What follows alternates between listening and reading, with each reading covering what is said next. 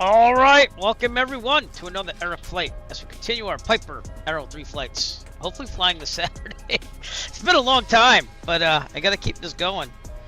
But let's see my schedule. I think I'm trying to do it on Saturday. My hopefully final complex endorsement flight. The only good, Saturday. Possibly tomorrow if he gets an opening, but I'm not holding my breath because he's been busy and the weather here has been terrible in the Northeast. But Saturday is hopefully the day, because I'm on vacation this week, and I might try to fit one more flight in sometime within the next 2 weeks. We got really busy last week. I even skipped. Well, I shouldn't say skipped. Everyone at school was getting sick with the flu, so we didn't do the basketball game performances. I still had an honors band.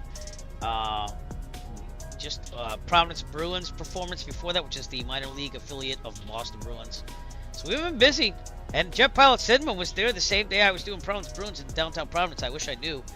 I might have tried to meet up with him, but he was on a stop.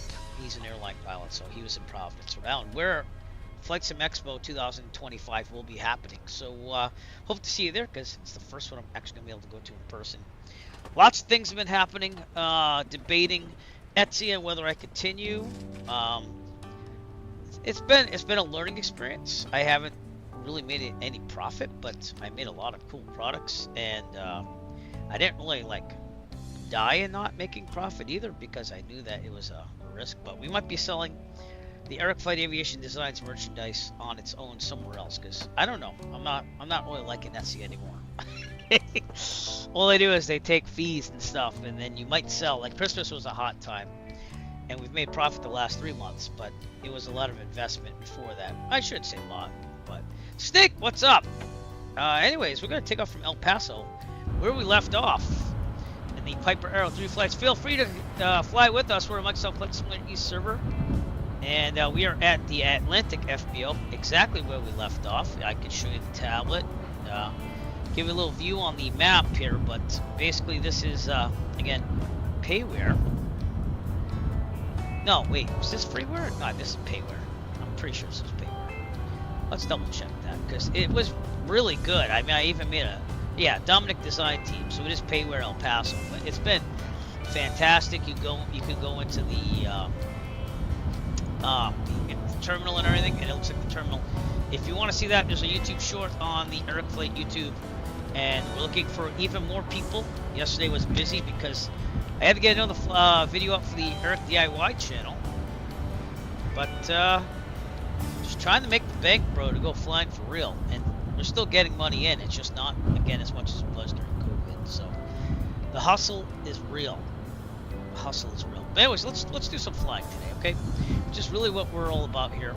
And let's get back in the plane, and we'll get my checklist up. And I didn't bring up the tablet, did I? So I'll show you that. I meant to. Alright, anyways, you see it now. And let's get the checklist out. Arrow 3. And then we are on the ramp again at the FBO at El Paso. Right near the NASA hangars, but this is the FBO. That's Atlantic. So, alright, checklist out. Here we go. Pretend the pre-flight's done. Seat track backlock. This is going to be a longer flight, by the way. It's going to be like 3 hours. El Paso to San Antonio, where my roommate from college still lives to this day. I haven't been there in a while. He drove up to Dallas in 2022 when I went down for my brother's fairs down there. So he's basically like another brother to me. I have to give him a call soon, though. I haven't done that in a while. So avionics are off. Autopilot is off. And we're going to cruise at, I filed for 7.5, but if I go 11.5, it's going to go a little quicker. So I'm going to go 11.5 on the way there. Autopilot off, AC off. Prop high RPM.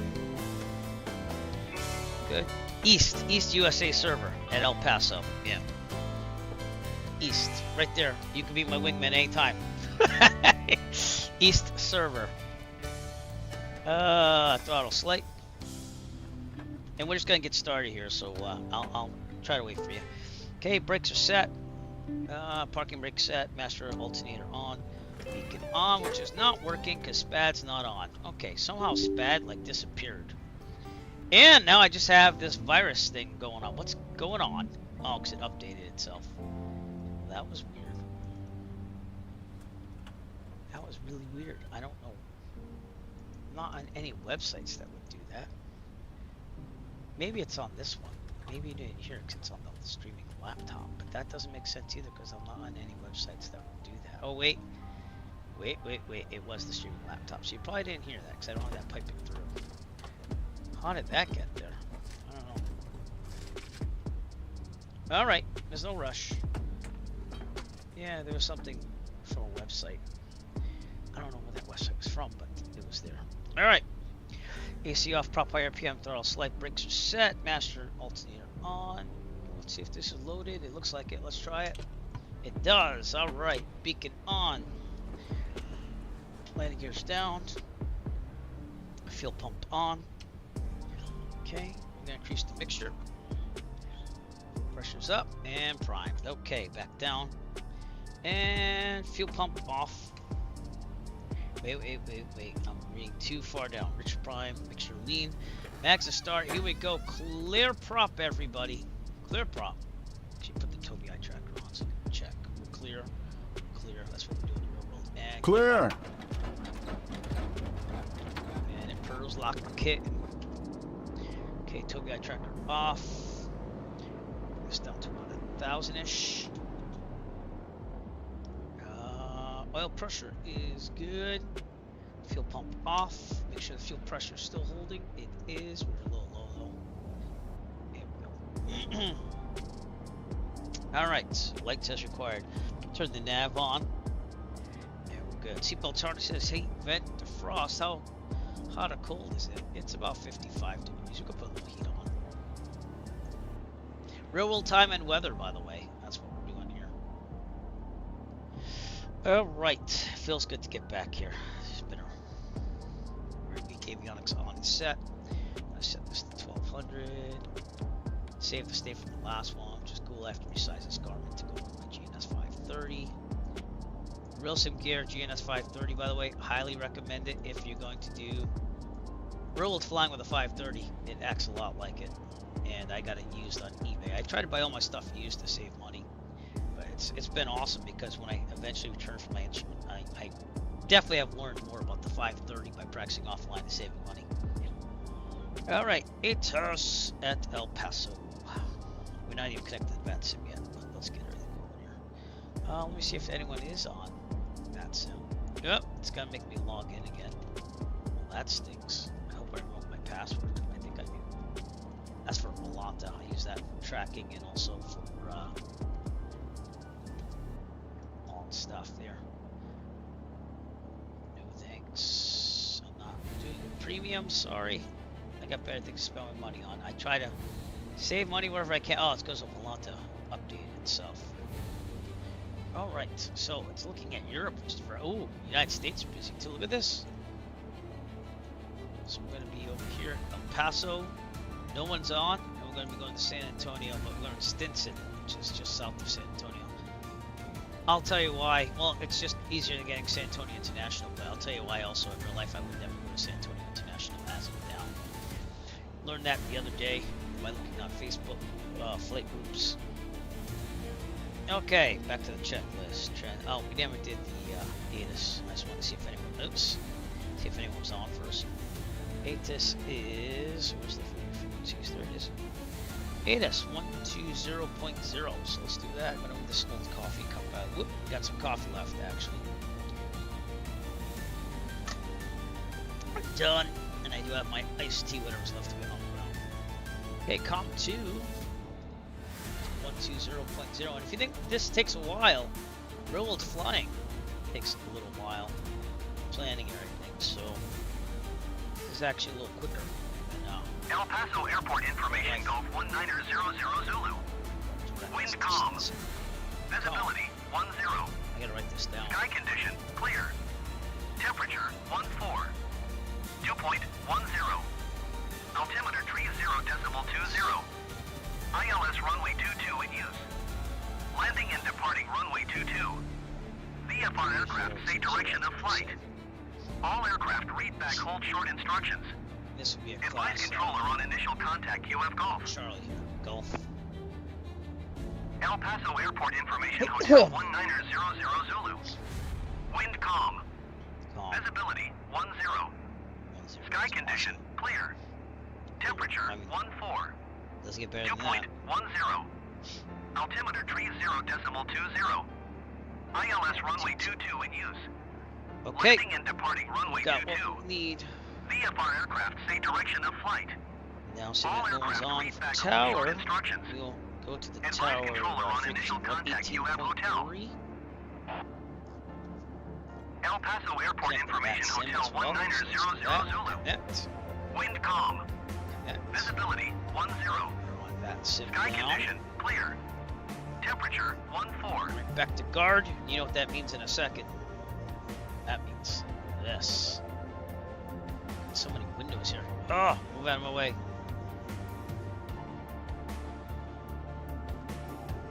You're on guard with KGRD. Resize this window here. Yeah. For a second. For some reason, my main chat got like squashed. Then the kick chat, I have to keep it popped out on a separate window. So I appreciate your patience. All right, 118.3. We're there. About 3. And we're not there. And we'll set that's Medicom 122.8 to get it ready. Tower 44, Papa Foxtrot holding 31 right, ready to depart. Okay, I do have to turn off. Actually, we're gonna leave the chatter on. Yeah, we're not gonna do it according to. November 4, Papa Foxtrot. Tower is where it's at, so that's what we would be on, kind of. We'd be on ground right now, so there we go.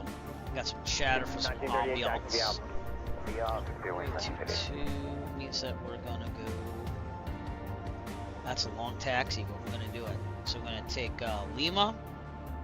Actually, why don't we go? Yeah, we want Lima. We don't go in the military route. Lima, Gulf, Juliet. That's what we're gonna go. We got that. We're gonna cross Lima, Gulf, Juliet, Juliet 1. 23, 12, straight ahead, Tower 118.3, good day. Okay, we got this. I think we got this. All right. Is there anything else on the checklist? There probably is. Transponders set. All squawk. We got our pressure in there, 3020. Transponder ADSB will do radio test. We'll try that. That's it. Medicom Arrow 3 Echo Foxtrot radio check, please. Grounded at 125 heavy, Victor inbound stealthily. at 125 heavy north ground taxi out. Give way to So we'll do that Alaska for Alpha real 8. after. Give way to the Alaska Alpha 8, cleared Alpha 8. 118.3.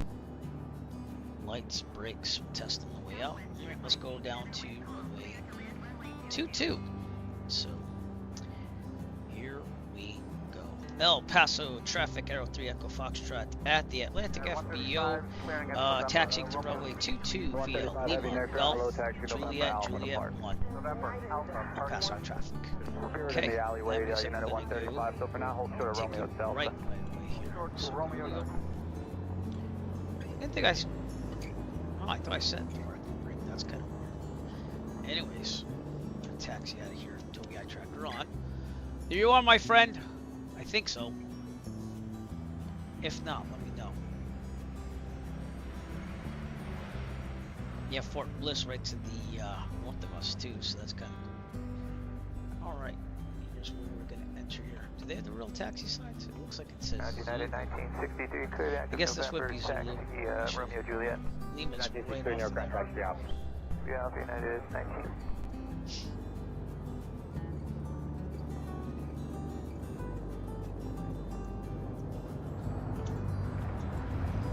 Turn left onto Lima. Well, someone's rocking it. That's all I know. Whiskey Oops. taxi Never via seen it. Bravo, Romeo.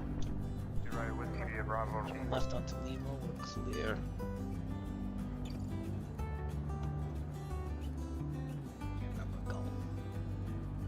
There's the main terminal over there for El Paso. We got some traffic. That's FSLTL real world traffic. So, I do like that program a lot. It does take a lot of memory, but. And we got birds. Brickyard Three 3590, groups off Romeo the right Fox, there. Victor. Brickyard 3598 Newark, Good time. clearance delivery, runway 22 right at Whiskey at Alpha, give way to a United Boeing 737, then taxi via Bravo and Romeo. Right, that's Okay, we're going to 22 right at Whiskey. We're going to give If you see my head going like that, that's because I'm United looking at my 737, tablet, then Bravo, Romeo Brickyard 3590. says Continental on the side, so give way to Continental, I guess. I've never said that before. Wow. Will do. Interesting. And we'd be on ground right now. That's why you're hearing ground transmissions. So,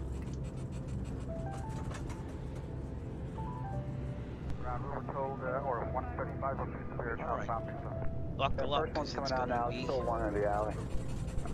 long ride. What is up with that? Right.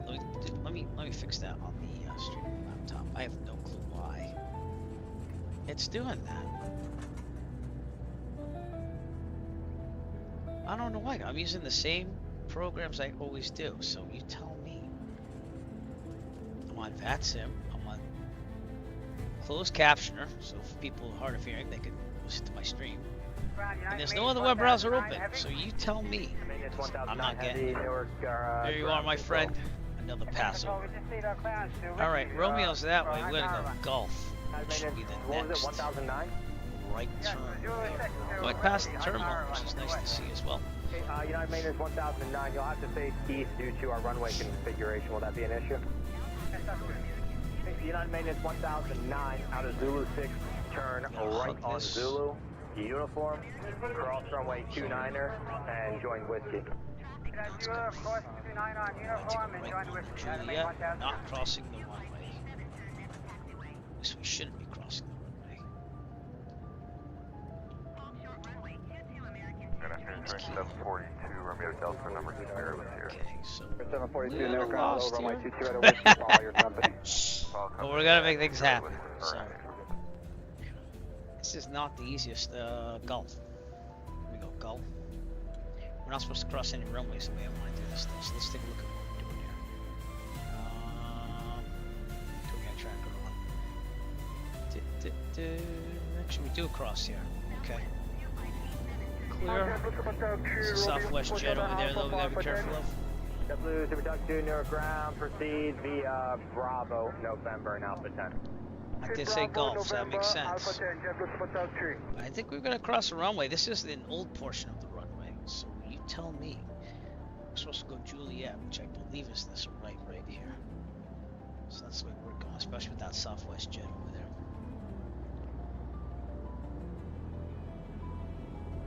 I think I have chosen wisely. That's okay, dude. It's always worth practice. It's the reason why I do all these Aero 3 flights, to keep it going, so when I step in it, I can have the general flow of it going on.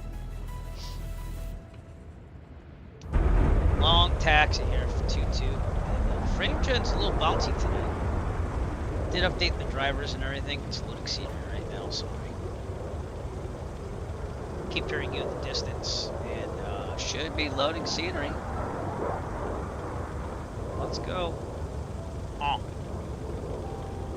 This is embarrassing. This is very embarrassing. Come on, sim. Let's go. I just wanted an outside view. Is that so hard? If you crash the desktop, I'm gonna be a little angry. You won't lie. Come on. Load already. Gotta make. There we go. It's a little jittery. Taxi. 15 straight ahead, monitor tower 118.3, information Tango's current. Patience is a virtue. Oh, we're going down the wrong taxiway, by the way. So we're gonna go down to this runway, take a right onto Mike. That is not easy. So yeah, if we had ATC here, they could probably help me. I could ask for taxi directions, but we're gonna stop here and look around. Clear left. I think that was you there for a second. That was my dot. Right. 370 Newark Ground, runway 22 right at Whiskey, taxi via Juliet. That says hotel, by the way. Oh, that is hotel. Right. El Paso traffic, Aero 3 Echo Foxtrot, holding short of runway 225 at hotel. Gonna cross the runway and taxi off on Mike. El Paso traffic. Stop it. Why? I don't know why. why it's doing that. I don't know what we're doing. Good day. You're driving me insane. Streaming laptop. Luckily, you don't hear any of that, but. Okay, crossing on the runway. I'm taking it right onto Mike over here. So this should be a little quick turn here. You don't even have to go on the runway. Notice that I announced it before I did it. And now we're going to be back on Juliet. There you go. Just me turning November for 6 is open. Brickyard 3688, at taxiway Romeo Golf, taxi. his way to an outbound Boeing 757. Follow the signs. Brickyard 3688. Brickyard Close 3688. to 100. Brickyard 3688. Probably not going to do that because we're going to take off here. Here you are. Oh, you're doing it. You're doing it. See, I turn around and there's great things to be seen. You see that? November, we're going to Nice job. JetBlue 1460 aircraft, you could go straight into Alpha. Have a good day. What's that? Great day, JetBlue 1460. I don't know, but we'll find out.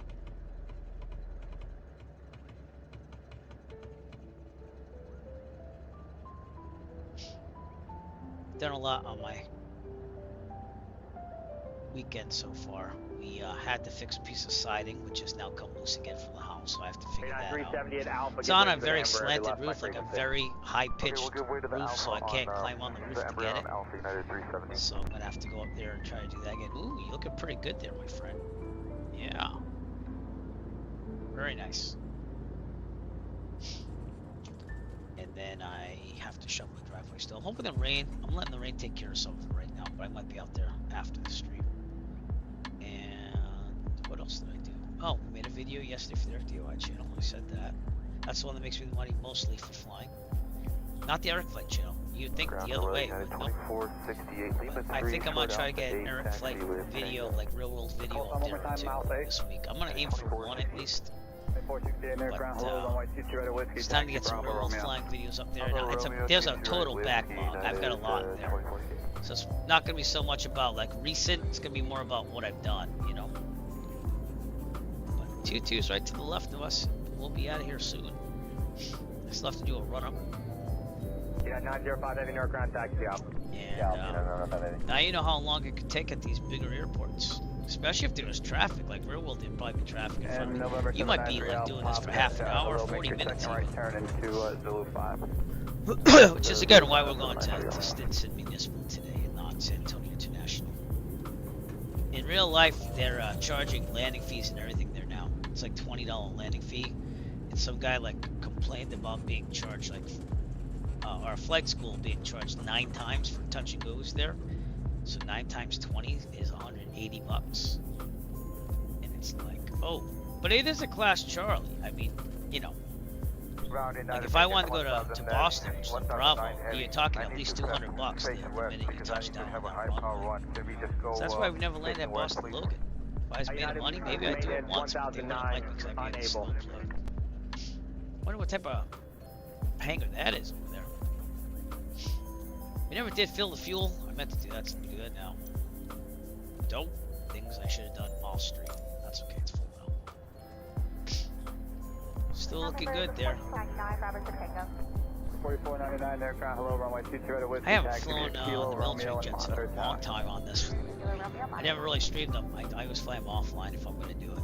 But the thing is like I got my setup for like a GA / like airliner type deal. So if I wanted the one-handed joystick there, I got a Sidewinder from like the late 90s. It has force feedback and everything, so I don't know how that would feel, but that'd be pretty cool. New York 35, signature rate taxi. Just never really got into the military aircraft all the way, and that's even after owning Falcon 4 from back in the day. I just found that game to be very interesting. You had to spend time to learn it, and I just had no patience as a teenager to fly the Falcon. Oh, look at that out there. There's that might be Fort Bliss. You'll turn left on Romeo. All right, we're gonna do our run-up. Let's get on the checklist here. Turn on Toby eye tracker. Brakes are set. Fuel proper tank. I'm gonna do everything else, but the parts I can't do. Trim set for takeoff. This will be a lot easier in real life because I can actually look, you know, their wheel works, electric trim works. Okay. And click. control. Got 3549. With Tango I'm ready. doing it, so I'll show you that. Okay. Check radius a little, no Hello, flag, runway heading 20 coordinator should be taxi about via where it Juliet is. and Temperature Romeo. looks good. Altimeter looks Right, good. Horizon Whiskey, looks Juliet, good. Romeo. Airspeed looks good. Did I just go overboard here? Probably. Nope. We're in Juliet 1 right here, so this feels really like a run-up period too. But we'll do it over here. Okay, instruments I already did. Annunciator lights. Ground United T3 on Echo, go to Romeo Echo, but Port Authority wants us to hold short. Alright, and alternate test closed, just down here. Oh my god, my stupid laptop is driving me insane. I just don't understand. I don't understand why it keeps hitting things on my fire scanner. Like, there's nothing else here. Let me just double check everything, but I think everything is just the way it is. It's really weird. I really had to do that before. The closed caption does not have any ads on it. That sim doesn't have any ads on it. For Charlie 134. There's no other web browsers open. Sky Vector, maybe with the ads on the bottom. I mean, that's all I can think of. So let me double check this signature with Victor. off. Jet 867 air ground, runway 22 right, Maybe that'll full fix it. length. Alright, Actually, and just hold right there. There's a helicopter coming in. alternate here, excuse me, make sure best power. We're good for now, because we Hold right there. well, actually, no, we do have to then also lead it out on the one up here, and I have. It's way too low right now. 2,000 RPMs, parking brake on. Check the right mag. Right. Back to both. Go 3549, you can monitor tower 118.3. Left. Tower 83, Victor. Back to both. We only have the mixture for maximum RPMs.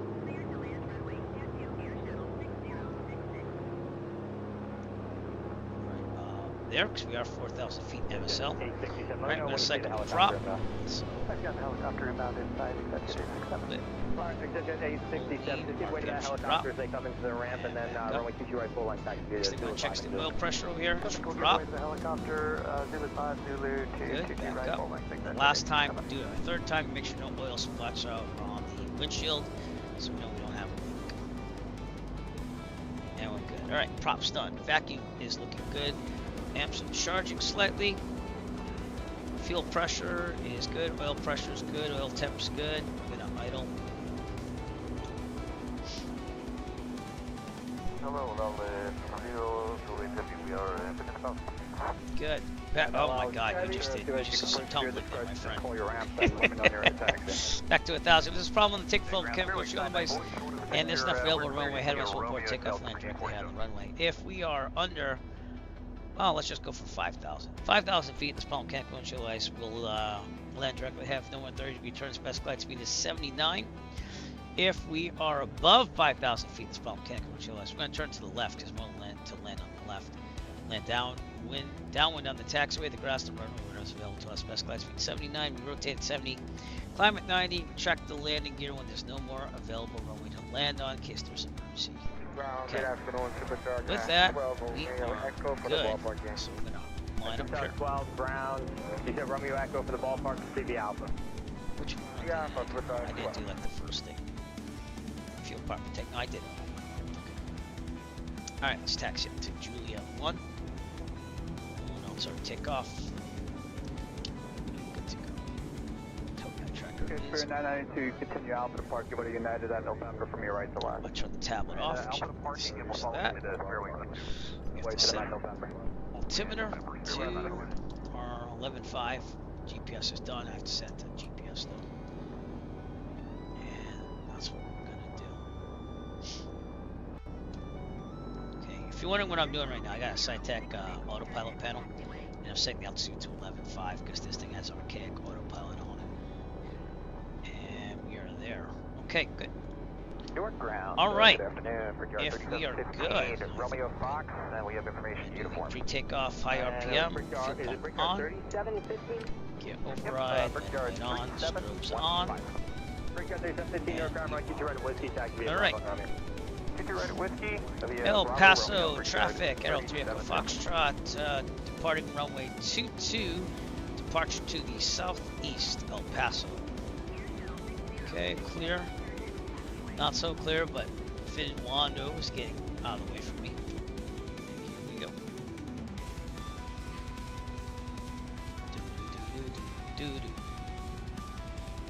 That's a sick double bass in the song. That's AI generated. Right in the middle. Okay, should be about 2-2 R. Okay, good. Heels on the floor, full throttle. Here we go.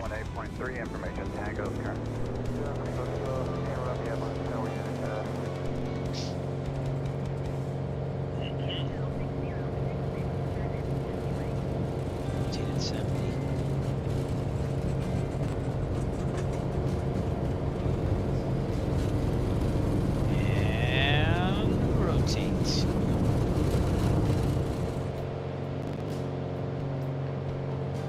Good. Trimming up. There's another aircraft at the end of the runway or something. Okay. There's the hazards of having myself in some east traffic, but I like flying with people. If you want to fly, I want you to be able to fly with me. So.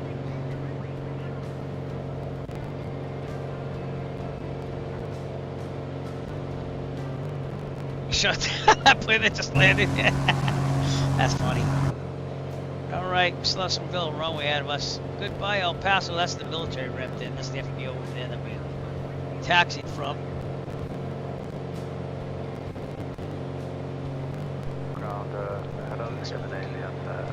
Maybe they get some Southwest aircraft there. That was a very nice modeled airport, to be honest with you. So, but, El Paso. Alright, we are going to start our turn to the left. So let's do that now. Here on the left. And that was the last 9203. Short of Romeo Delta with Victor. Last 9203 to the ground. Left on the course. We're going to stay on the tower 52 to out of the Charlie. Should be good. So. Things are looking really good here right now. Turning on course.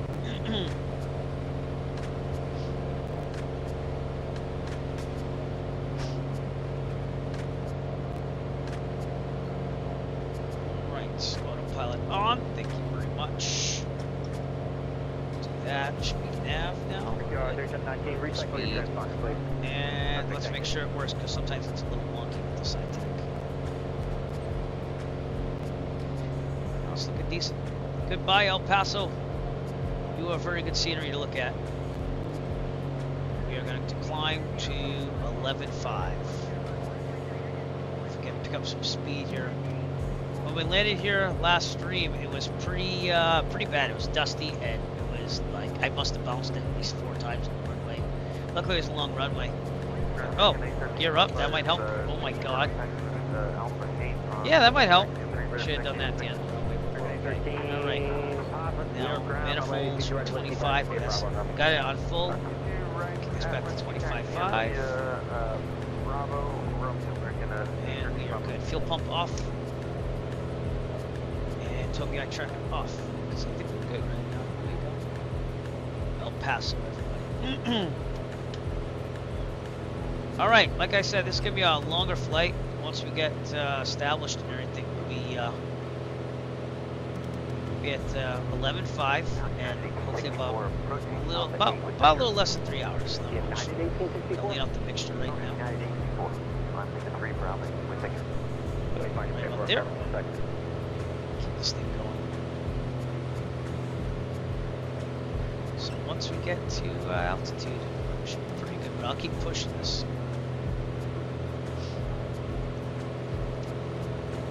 Yeah, I'm putting in sky vector again just to be sure. Yeah, 2 hours and 46 minutes.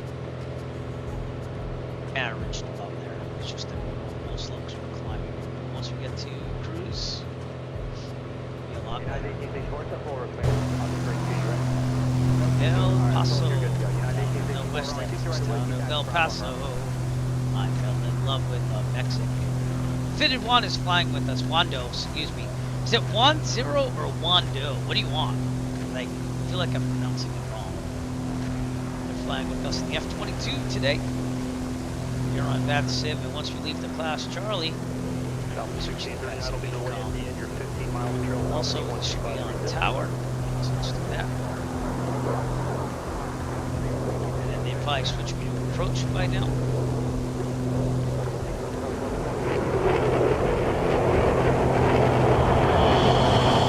There you go, the flyby. Nice. Of course, I'd be like rocking in real life, but that's okay. All right, Annie. Buckle up. It's gonna be a bumpy ride. Not really. It's supposed to be actually pretty nice. So Stinson Municipal Airport is our destination for today.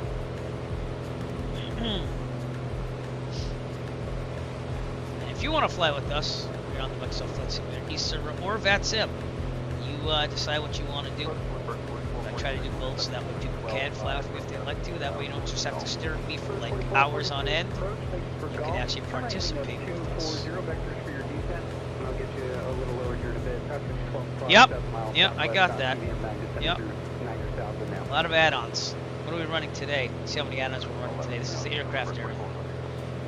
A lot of freeware scenery too. 4,329 add-ons right now today. And it loaded pretty fast. It didn't take as long as it usually does, so I don't know what's up with that, but it seems to be working. Alright. I don't know what. I think that's some roads still, because there's no grip marks in this section. We do have ADS-B on as well. And I should probably put this on. Sorry, it's going to flash for. Nope. Alright. This way you get the audio from my tablet. Should get an emergency for the ADS-B. November 4773 Lima's out there somewhere. I don't know, they got to lay off the pressure again. And that pressure is going to drop. We're already full throttle, so. Right about there. Yeah, so we're like 22. We're at 8,100. And keep it at 2550. Full just has to be under the RPMs at times, which risk having problems. And this is definitely looking like a desert around El Paso. You are serving El Paso in the distance.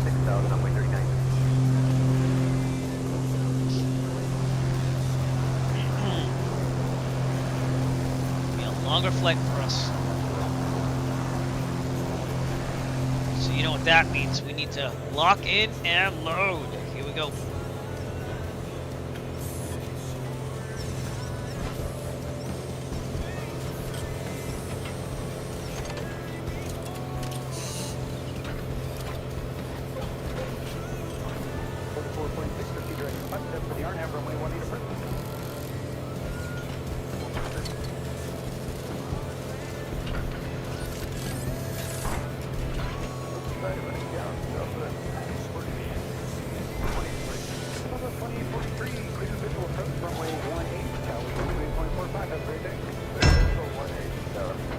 Importing all preferences from home interface.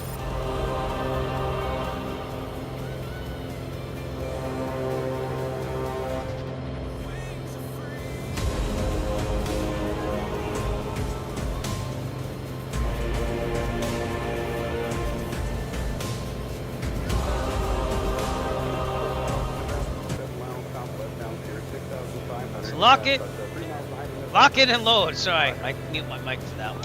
Jarvis is on board. Importing all preferences from home interface. Systems are now fully operational. Alright, during that time, I switched out the fuel to the other tank.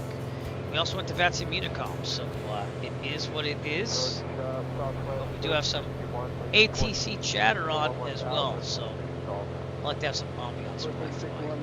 This is the FSATC chatter program or the approach files. So it's pretty good.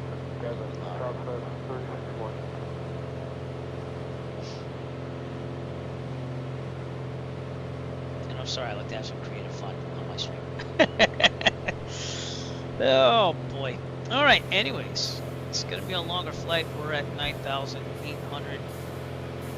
Mixture. I'm trying to go at a smooth ascent, if you will, because that way we get a little extra ground speed on the climb here. So we'll see. Number 4446, cross that step at or above 2,000. See that manifold pressure going down though, and I've got it on max. So some nice scenery to the left here.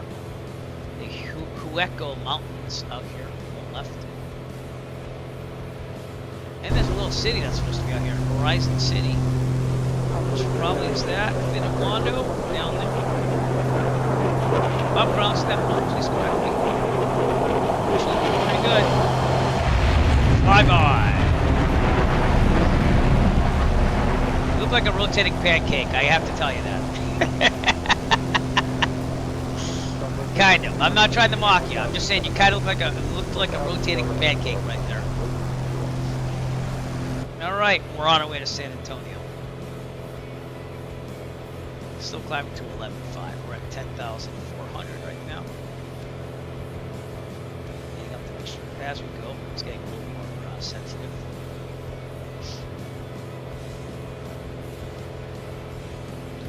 We are on the Piper Arrow 3.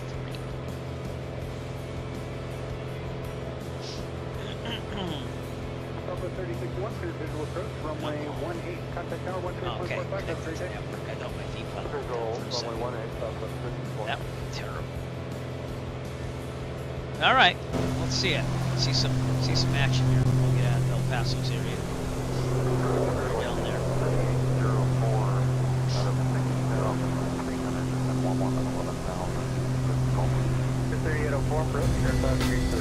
What's up, Nick? How's it going? Nice to see you, sir. Snake, you keep coming to the broadcast. We'll have to get you a sound pretty soon, too.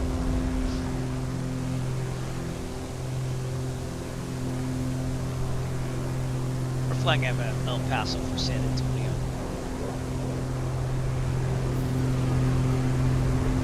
It's really, this is real world weather in time. It is really nice weather out here. So, oh, dang, we missed you. Okay.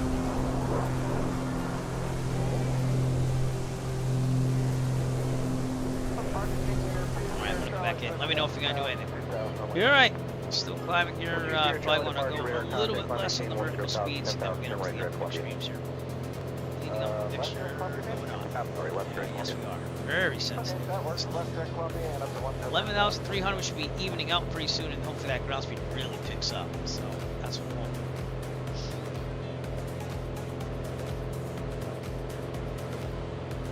I mean, it's not that bad right now.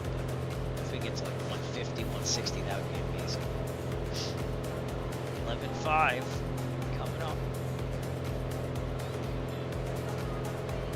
Alright. Number 2 Sierra Charlie, flight number 27, aggressive 280, vector ground, military station.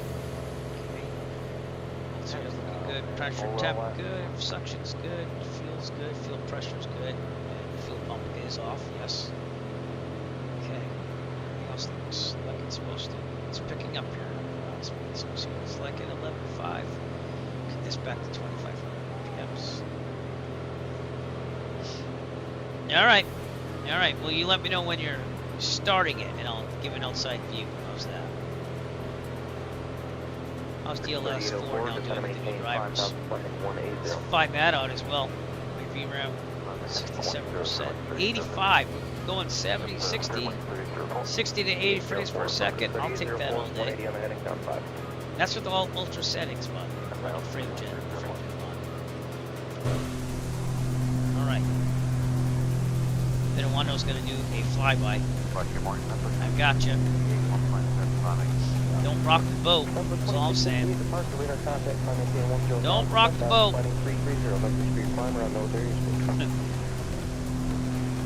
Requesting permission to buzz the airplane.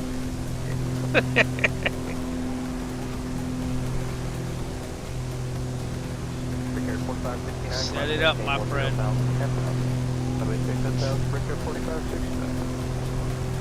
We're about 2.5 2.5 hours out from El Paso, so it looks like it's about 2 hours 46 minutes or so. Yeah.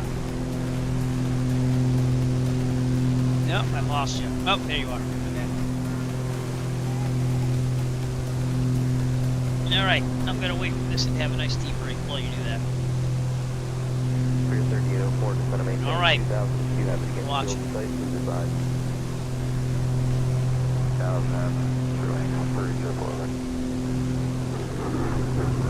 No, I can hear you. Holy crap, that thing's coming in fast. Holy shnikes! Wow. How much fuel is that thing burning? Anyways, here's some applause for you. Nice job. All right, we're 153 on the ground speed. Awesome. 2 hours and 40 minutes to to San Antonio. You did actually, yeah. And then you said you were going on an American flight, so did you go down and get like an apartment and everything already? And you said you're gonna try to make things happen, which I'm sure they will eventually. Yeah, exactly. That's the other thing with those fighter jets. The amount of fuel burned when you put on afterburner is insane. Yep. I'm chugging at 8.5 maybe gallons per hour, which is pretty good. And we got a good ground speed at 11.5 for the Arrow, so that's why I that Sky Vector. I let it do a lot of the planning for me. In real life, I'd have to do it myself. Cool. I'm sure under the final for 3.6. Oh, so if we ever fly to Charlotte and I go 3.6 center, I'll just say that's where Nick lives. Yep. I'm sure it's gonna work out, sir. You just gotta get your feet in the door, and that's gonna be fine. Alright, I gotta blow my nose, so I'm gonna let Otto be on the screen for a second. I'm sorry. The air is really dry because of the snow and stuff. Dry air up there in the northeast. I'll be right back.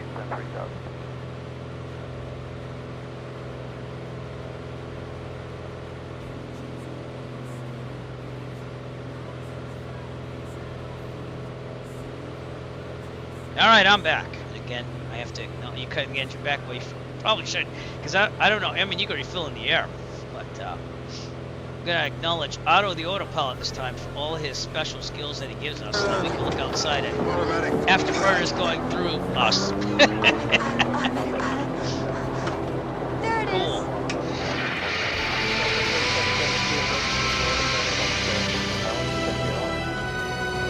I'm pretty sure you're gonna get somewhere, Nick. I'll go back to the passengers. You'll get there. Like I said, you have more hours than a lot of people, I think, because you have the aircraft up here. So. All right. Well, it's desert, and desert, and more desert, and there's an underground pipeline somewhere over here. That's what it says on this section. Other than that, it's just us heading towards the Hudspeth VOR.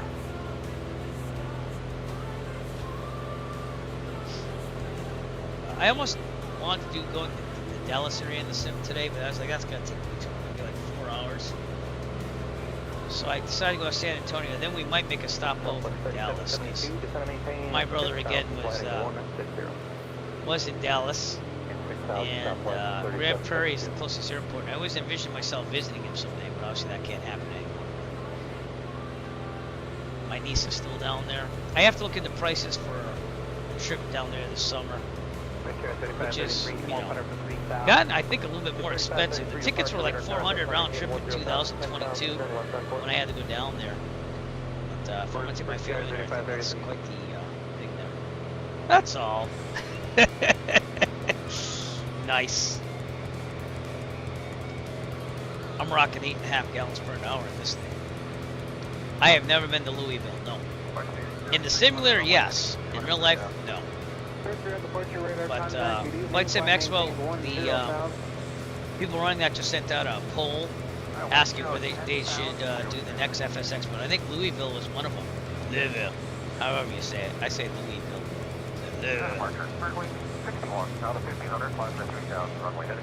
There's a 777 in front of us over there, 36,000 feet. And yeah, it's pretty much just us out here in the middle of the desert. Some Microsoft Flight Simulator East traffic, but that gives us, again, awesome frame rates. I'm almost at 90. Look at that. Does everyone see that? This is impressive. 90 frames per second here and there. I don't think I've ever seen it that high ever in the simulator. Again, I'm running all ultra settings and like 4,000 something add-ons, which is a lot of aircraft and a lot of freeware, but that is impressive. I just updated the drivers, and I don't know if that has anything to do with it, but I am speechless. I've never seen 90 even like if I ran FS2000 back in the day on a good hardware. It is amazing.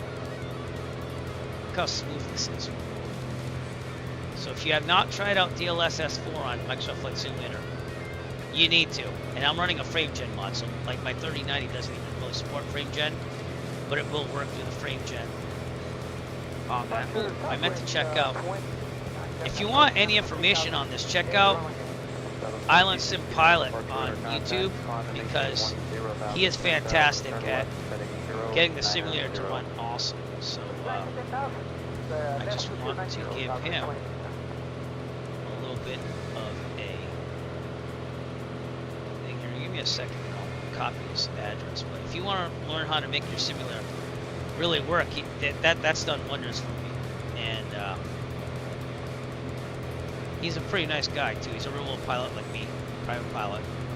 But he makes videos about, like, basically flight sims, what he does. Like his little computers, just for flight sim. He flies in the islands a lot. But the new driver is 572.42 and it has the DLSS4 fix, but it is amazing.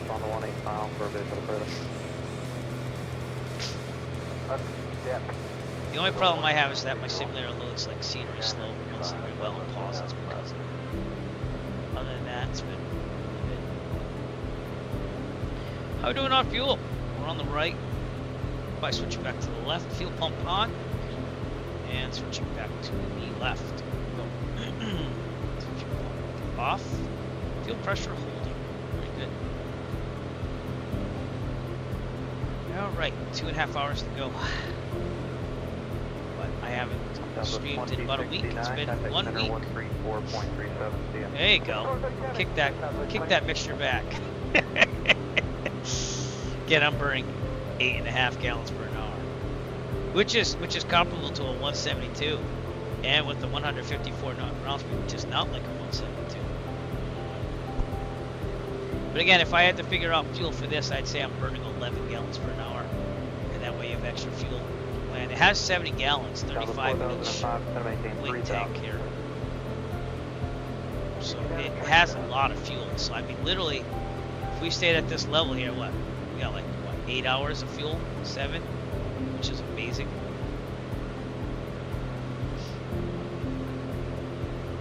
Out in the distance, there are the salt flats. I'm seeing desert. There is the Sierra Diablo coming up in front of us, which is out there.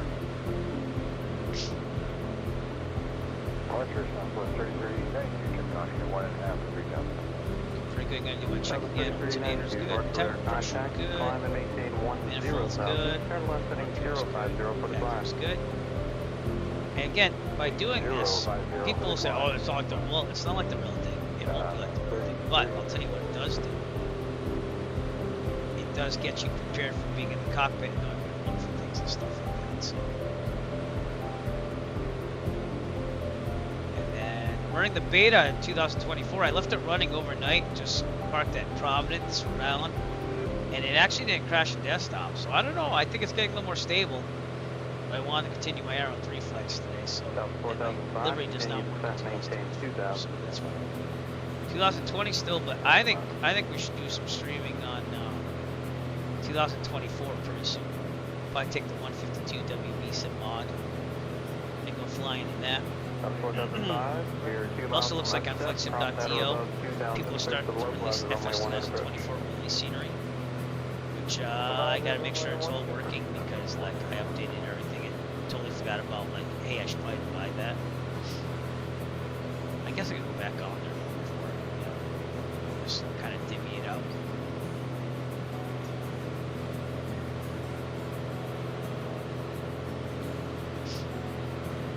He even has members only streams. So. 263, turn right 180. All right, man. Right Well, turn 180. no problem. And thanks for coming in and flying today, because I do like people flying. Makes things interesting, you know what I'm saying?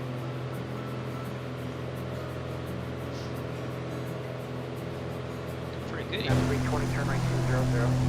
Just a lot of desert. Huge trucks along the desert. 1062, turn left 110, intercept runway 911. That's 110, intercept 911.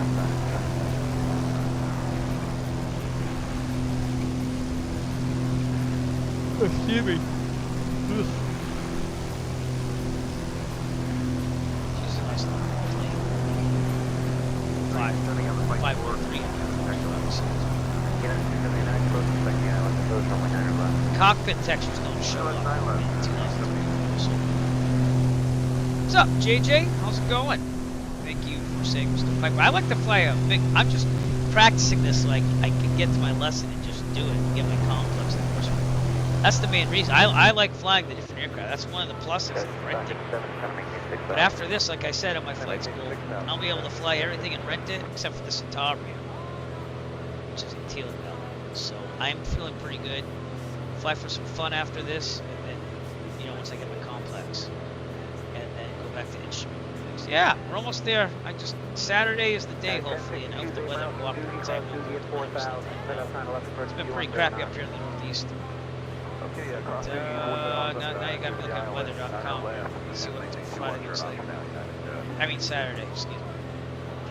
Saturday, which is pretty crappy. Partly cloudy. That might happen then. Intervals of clouds and sunshine in the morning, with more clouds for later in the day. Yeah, we'll see. But I'm going to be like around Plymouth. I'm not going to be going like cross country or anything. So. It's supposed to be one more flight. Seeing that I've kept it up in this thing, I'm going to know where things are. It's just a matter of flying it, showing him I know what I'm doing. You know, JJ, we got to play your message, my friend. Work hard on it. So welcome to the broadcast. Yeah, the winds are the tough part. Tomorrow, I'm just going Weather Channel on aviation stuff. Partly cloudy and wind, yeah. Wind at west at 20 to 30 miles per hour. Could occasionally gust over 40. I don't know if that's going to happen. I don't know if that's going to happen. And that's continuing throughout like the night too. Because honestly, I was thinking about taking the 152 and getting my night landings in. But that would have been tomorrow too. That ain't going to happen with gusting at over 40 miles per hour. That's gusting in the 30 knots there. Another reason why we're flying on the simulator in the southwest, because we started there. It's nice. All right, now off our left, there's supposed to be the Salt Basin, and there's some type of rocketry happening there. You see that in sectional? So we'll see if we can see anything. We got to get over the Sierra Diablo, which is right in front of us first. Yeah, rolling it together in the northeast there. So. 1062 over Zena, contact tower 128.15. I will be going to Jersey on, I think it's Wednesday, Thursday, I think it is. Give me a second. We're going for a little road trip down to the Nickelodeon Park down there near the Meadowlands Mall. So, that was part of my daughter's birthday gift. So I'm going to be driving down there at Jet Pilot Cinnamon territory.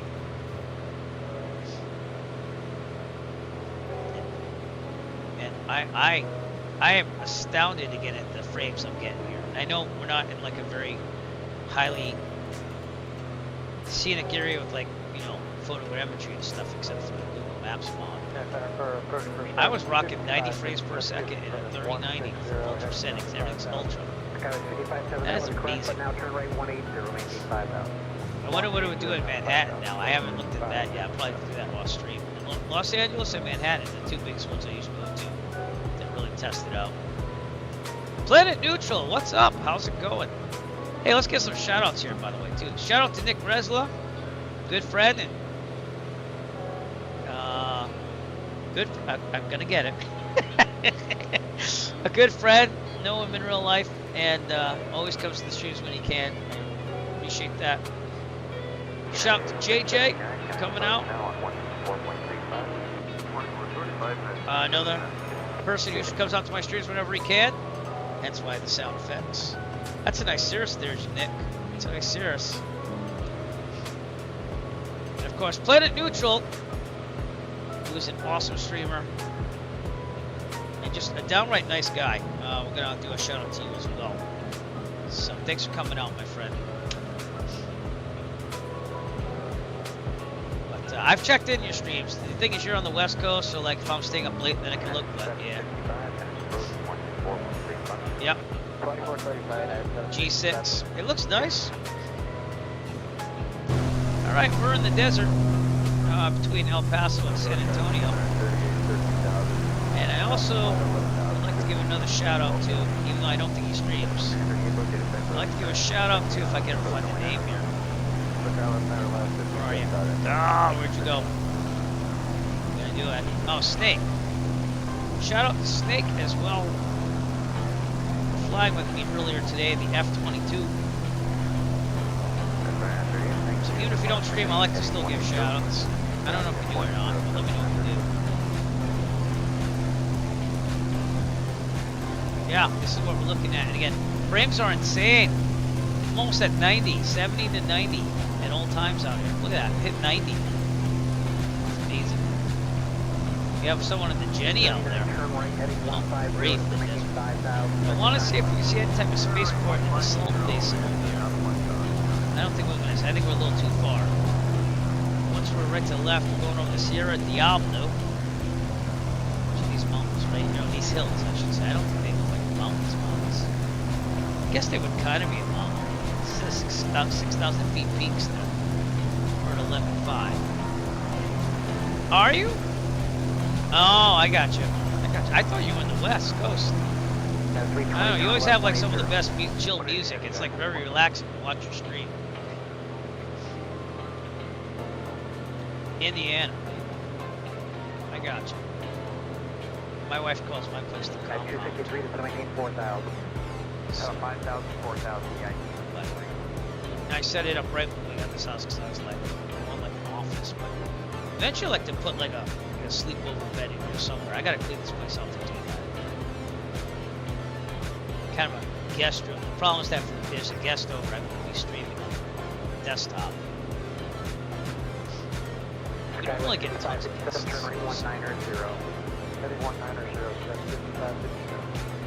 Some clouds in the distance there. How are we doing on fuel again?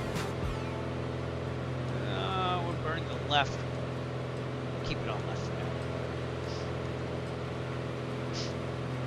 now. 679, turn right 170. 170, heading in. Bad break coming up, sorry.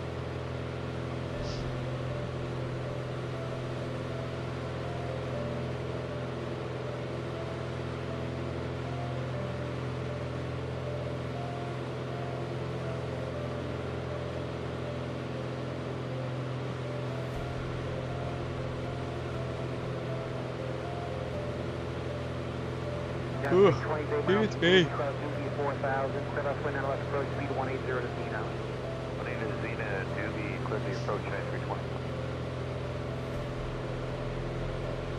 I don't know if it's still running an ad or not. Hopefully not. But I do appreciate your support just by watching the stream. That spaceport's supposed to be out there somewhere. Zeno, then over Zeno, contact tower 128.15.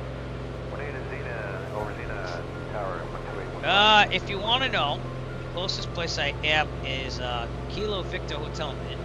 Remember, I don't really put all those commands in because then it means more programming for me. If you want to know, that would be just south of us. We're on the east server. 100 heading intercept 9 left. Left 100, intercept 9 left, United.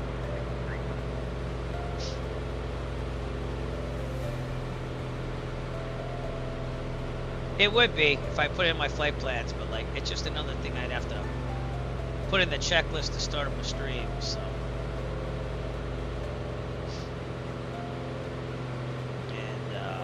So if he didn't want to fly with us, and he was still watching it afterwards. So. By the way, thanks to the people at Kick. We do stream to 3 services at once: YouTube, Twitch, and Kick, and it's got up to 7 followers now on Kick. So I appreciate that very much. So, it's growing slowly over there. It's a lot slow. It's a lot slower, smaller than Twitch, but. I'm going for anywhere I can do this thing, so.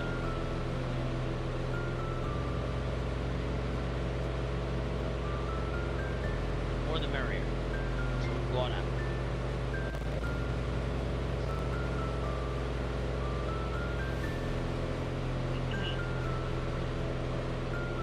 Got someone, Jenny up there. Here's the, again, the Sierra Diablo below us. This color there, mountains, the hills. I'll call them mountains. The spaceport's supposed to be so closely out here. I don't know. Looks like there could be something.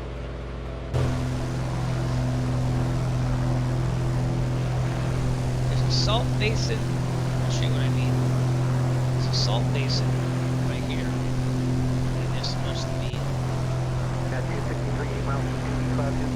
some type of rocket stream going on here. This could be this. Looks like there's nothing there. Take a little turbulence here. I can feel it in the butt kick.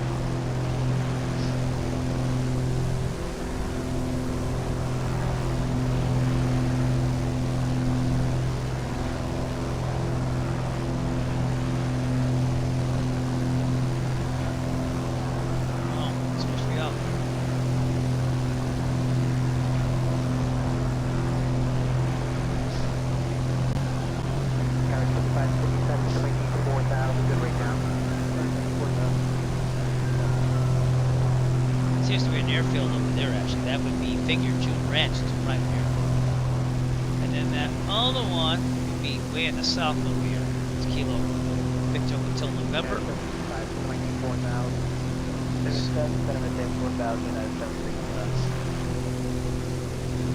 Just remember.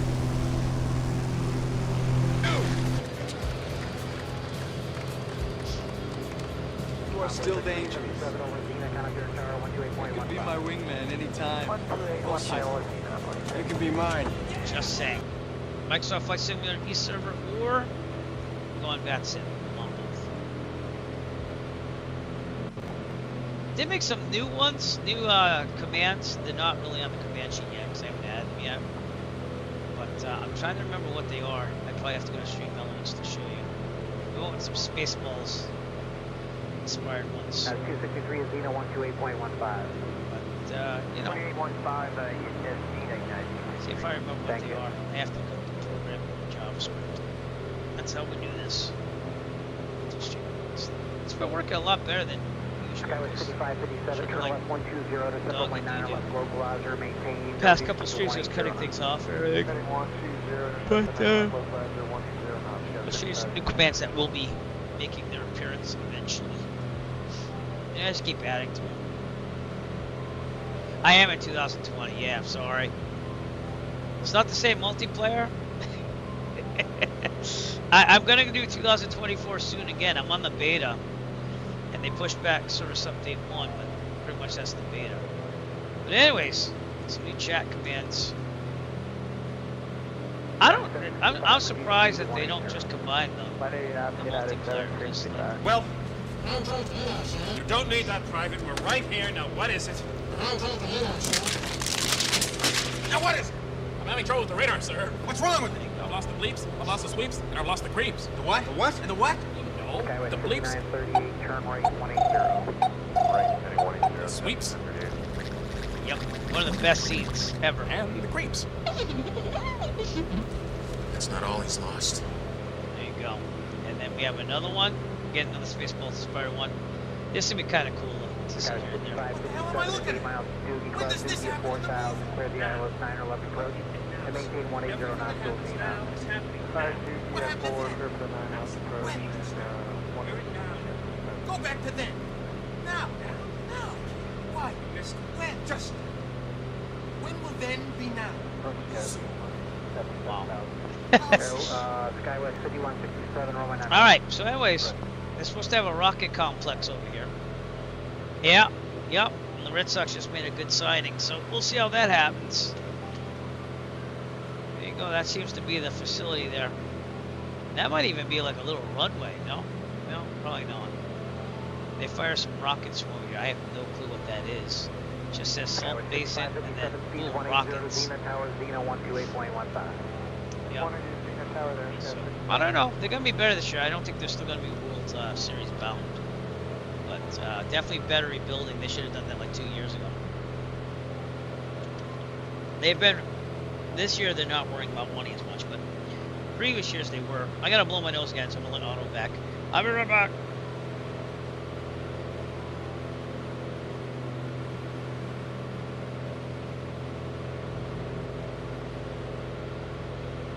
Skywest 2958, so maintain 4000, maintain 250 knots. 250 knots, 4,000. Now we're back. Thank you, Otto. It's awful camera. A little bit better. Alright, the Apache Mountains. That's these over here. That's the next little visual here. So, yeah, I agree. I agree. The pitching still needs to be improved a little bit, but that's always been the case. Apache Mountains. Man, beautiful weather here going to San Antonio. It's always the pitching, and I know that they signed somebody a couple weeks ago. It's gonna come down to the pitching.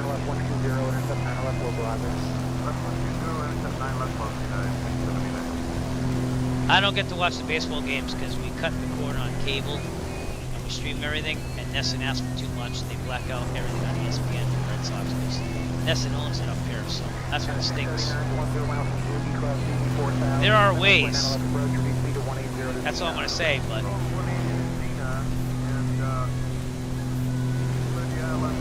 I don't have it. No, I don't watch it. I'm not.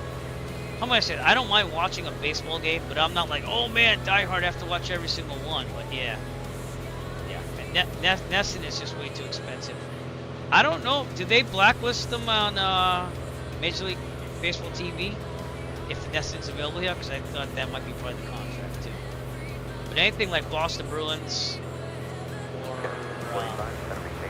Celtics or the Red Sox, Nesson owns like the broadcasting rights over here. So they basically, like, I have ESPN Plus, but you can't get on there because it picks up where you are and basically blacks it out. It says you have to buy Nesson, and it's like $300-something a year for Nesson. So. Now, yeah, ESPN Plus. If it's like a nationwide game where Nesson's not showing it, like it's Fox or whatever, you can get them on ESPN Plus and stuff like that. But the blackout, like, does a lot.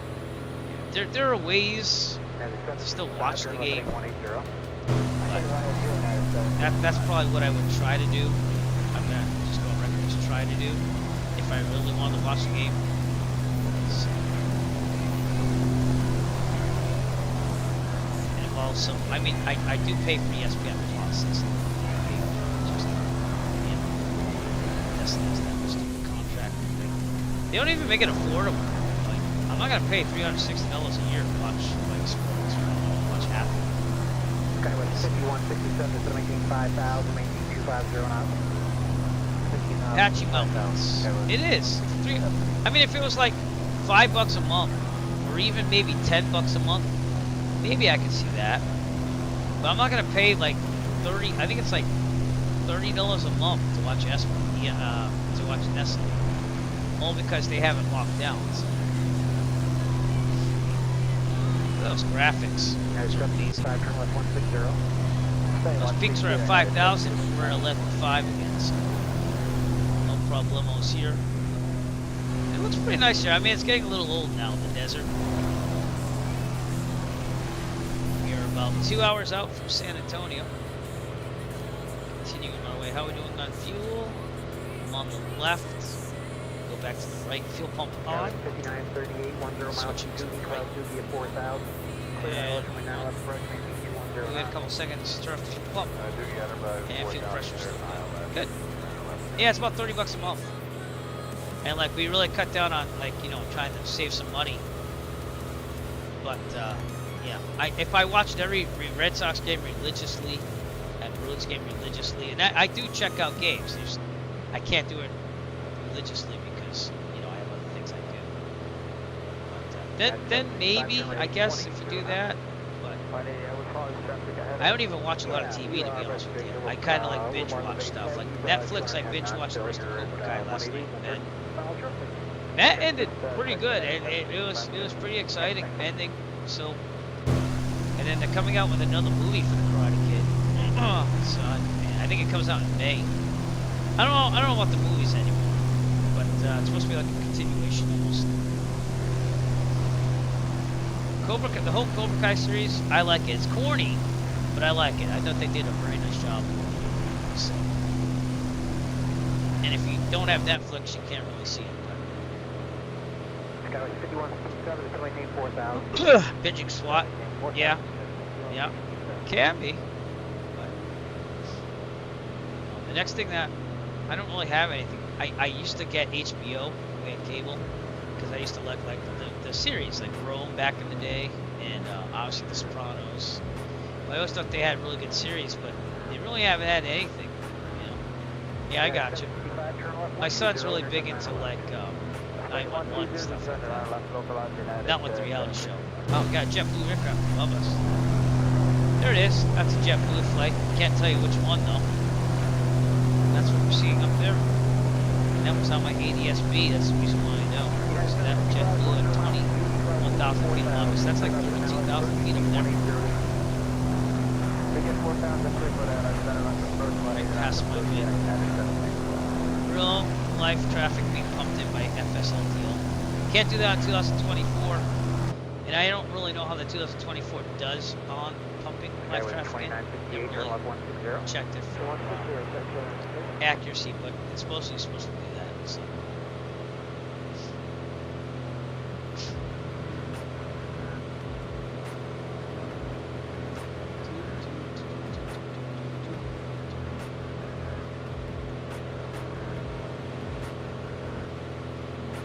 Did release my rest of my toilet repair videos on Eric DIY to try to get more money for flying. People watch them all the time. So. They are. Yeah, it was supposed to be on the 18th, but they pushed it back. I don't think they gave us a date yet. But I have the beta going on, and it seems to run a little smoother, which is basically what they're going to release with more things. They're also going to have the marketplace open up on the next update. Still waiting for them to allow us to download stuff and like do mods and stuff. And I tried putting that in the last live stream they had. And I guess that they're going to maybe do that, but they have a problem with piracy. So that's why they don't want to make everything down. Skyway 5167, turn left heading 180. Take it as you will. They did? Yeah, it was. Do you remember I flew a couple flights in 2024? I took the 172 out glass panel with the G1000, and like half the panel like went black on me, and I still had to land that way.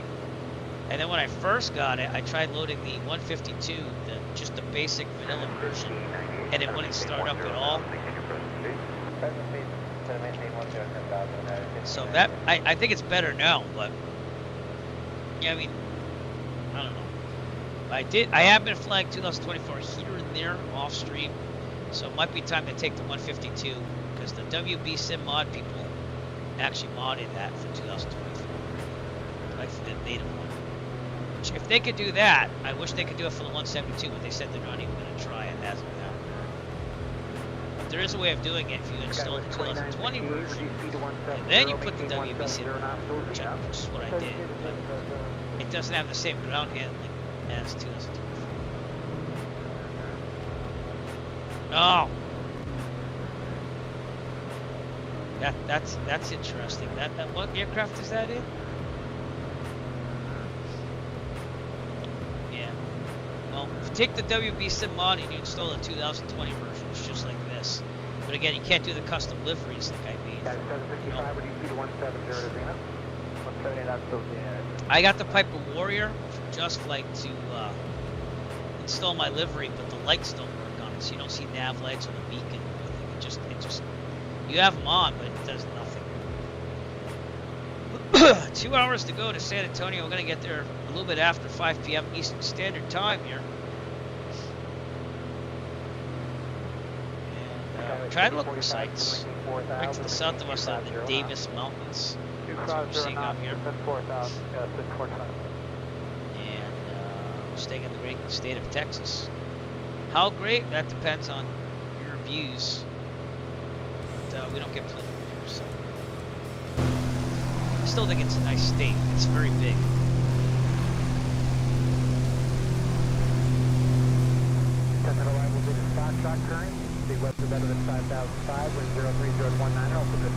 That was the Apache Mountains back there.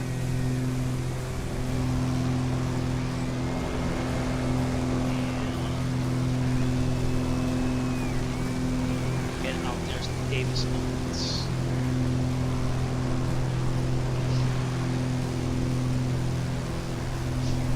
I don't know. I'm gonna have to give it another try on everything. I've had to reinstall it like 3 times because I thought I messed it up and tried to put the add-ons in. But I get about 20 less frames per second in there, so I'm figuring if I'm flying the same route in 2024, I'm probably gonna get 70 to 50 frames per second. Look at that, it's hardline 90. It's amazing.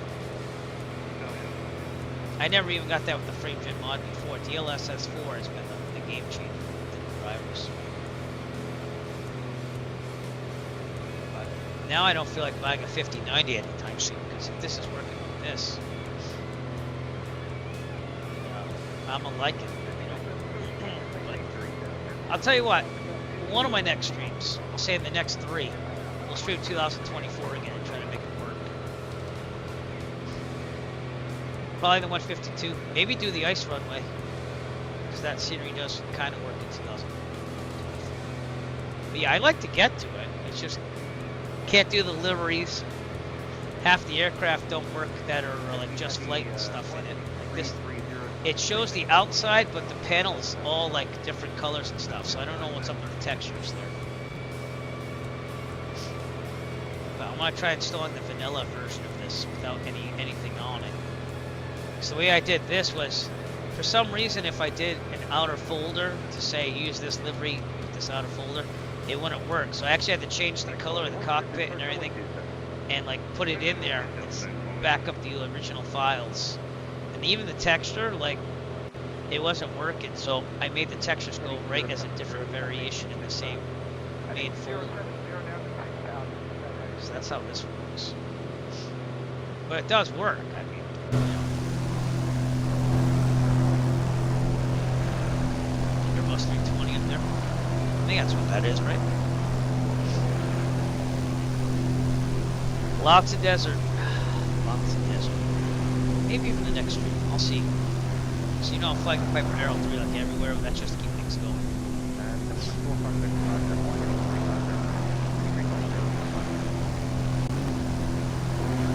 It's not that I don't want to use 2024, it's just that I'm not gonna like, I'm not really into career mode. Like, I like to fly like a private pilot, and I've already done that, so you know that doesn't appeal to me that much, to be honest with you.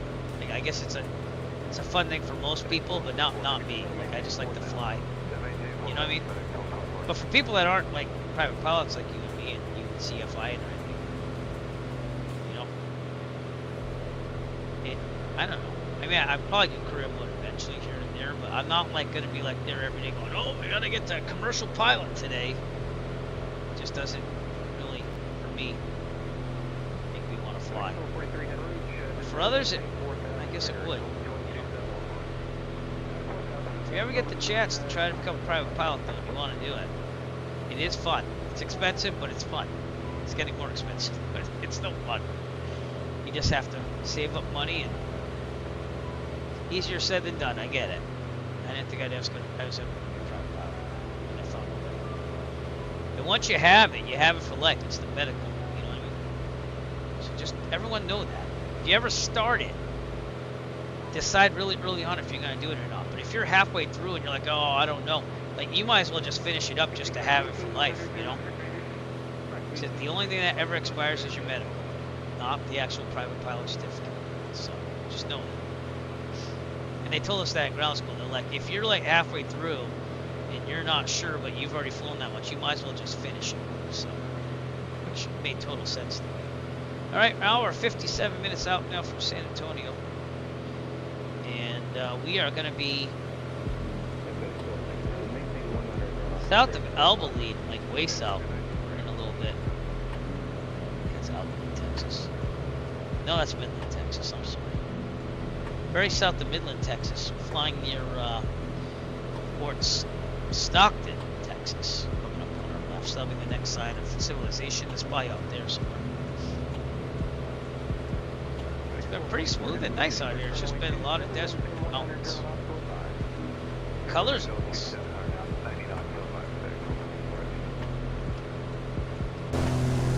There's also a private airport below us, a ranch somewhere. I don't really see that down there. Should be some. Oh, there it is. It's right there. Griffin Ranch. That's a private airport. We have Seven Springs Airport somewhere off right out here. This is Route 10. I couldn't imagine living this far out in the desert. It's just me though. I miss the add-ons and the mods. I mean, I'm a big add-ons guy though. And like, I'll install the add-ons. I took out like the city scenery and stuff. I don't think we need that. But to weed through all that, it would take me a long time. And like, I use the MSFS add-ons linker. That's the only way I survive on this. Like right now, I have all the Texas scenery installed. You know, so I go by chart supplement sections. So it'd be like south, east, basically. South.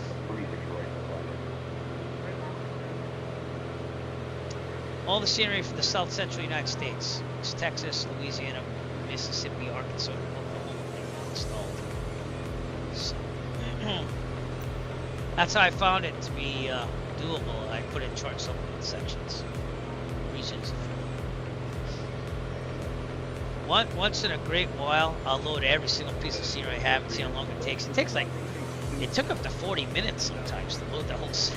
But that's how much scenery I have, you know.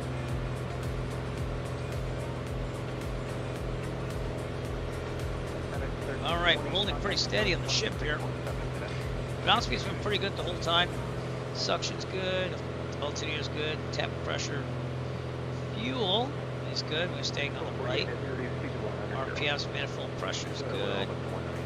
This is a map. That's a nice feature of the Just Flight too. So, that's the Mexican border right there, so.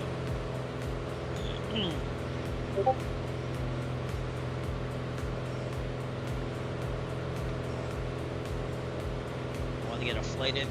Then I'm probably going to go see about the driveway, see if it's snow plow, snow, what do you call that? Snow blower ready. Because it's been raining out there, so I didn't want to go out there right away. I thought I'd take some of the snow. But, next thing I'll probably be reviewing on the RTOI channel is these nice earbuds I got, Monster earbuds. They're wicked nice. I've been using them for a while because I have to use things for review. And also my Grobot solar power bank box, like huge solar, connected with the solar panels, and I have a 400 watt solar panel now.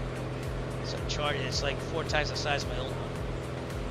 And I've been living off that thing. Like right now, I use my phone on solar power like the whole week. I'm trying to switch what I can. If I could, I'd do the solar panels in my house. That gets expensive. That's probably about $20,000, $20-something thousand dollars to do. So that's not really enough thing there. And I'm trying not to finance things because I just got out of that stuff. And we have, I mean, my wife and I have pretty good credit, so that's not the problem. It's just, I want to just save money. I don't want to save money for stuff that finance. So, trying that route now. It's never been a problem. I've never had a problem paying things off. It's always been like 0% interest. You know how that goes. If you are money-minded, you don't want to be slave to people. My school loans and for car payment are, but you know, other than that, it's the last two things we got. So financial independence, which I don't know if that's totally possible all the way, but as close to that as you can achieve is probably good. 159 knot ground speed looking pretty good. Fuel's looking awesome. We're burning about 8.4. Life is good up here at 11.5. Excuse me. Crop circles to our left. And airports which are right to our right there. So let's see what we see. 7 springs here.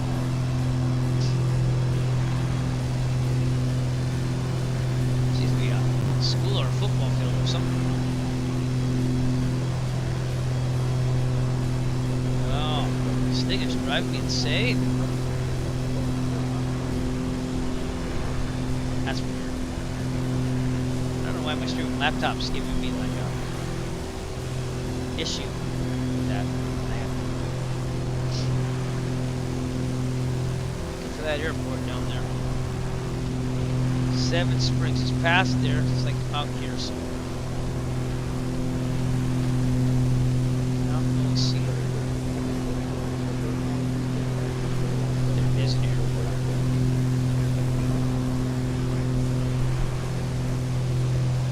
Oh, it is what it is. I'm coming up on Fort Stockton, Texas. It'll be off our left up ahead. There's one. See.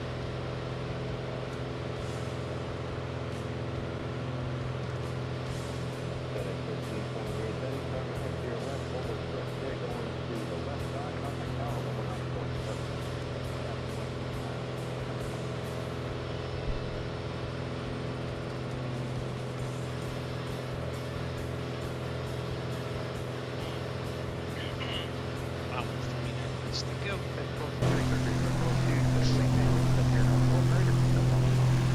We've got about 2 to 3 inches of snow.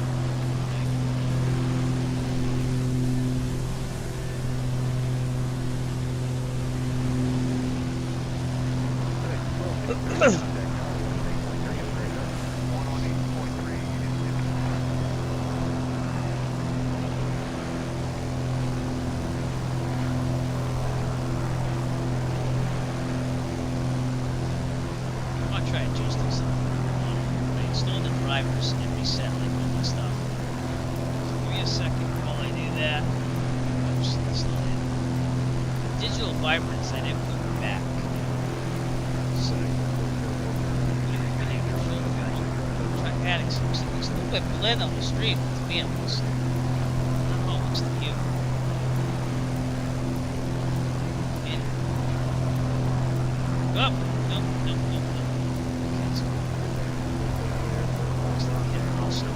Alright.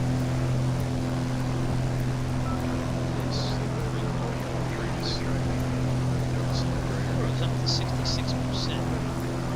If that looks better, right about now, compared to what it was. So that's at 66% digital vibrance. Actually, looks a little better than the bottom too. Kick it back to 50. Here's what it is.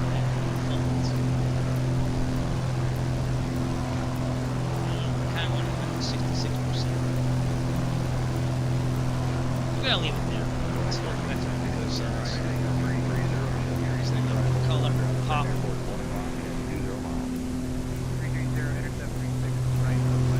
little bit. You don't have the HDR like I do. So I know YouTube I think supports HDR, but I don't think Twitch does. Okay, good.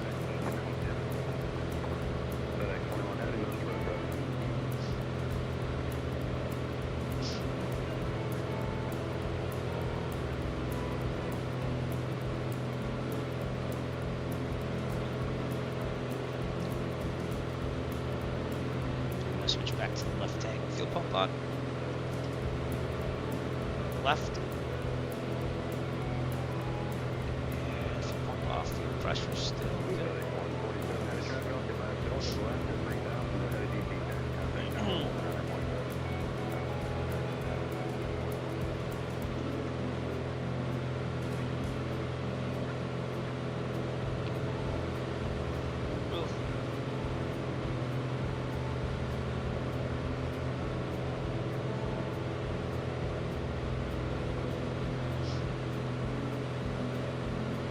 Feeling this right now. I know you're in an ad, so it's getting out of the ads. Again, thank you for support. Appreciate it.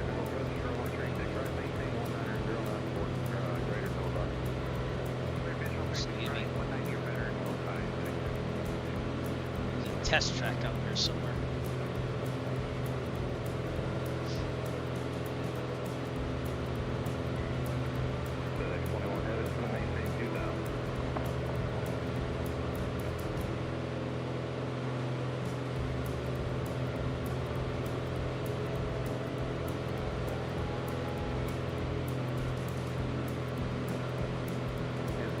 It's gotta be the ads on Skype actually that give me problems.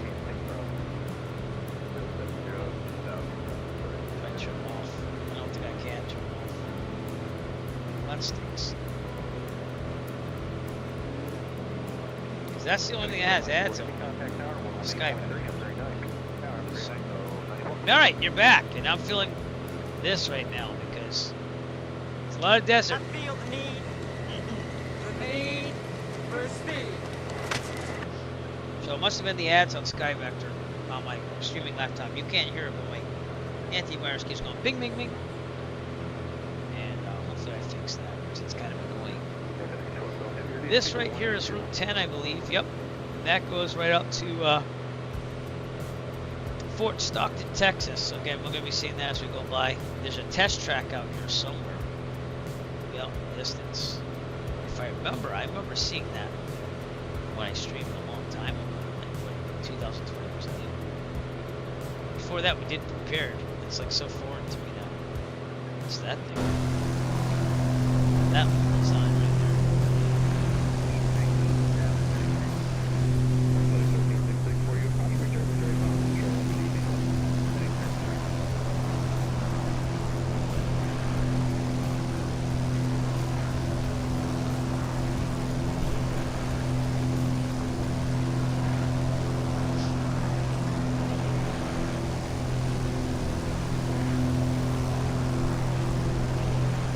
Hour 44 minutes to go to San Antonio. Switch to fuel while you're on that ad break. And look at this, we're hardly using any fuel. We're burning 8.5 gallons per liter. It's amazing. That's the water, that's where we're going.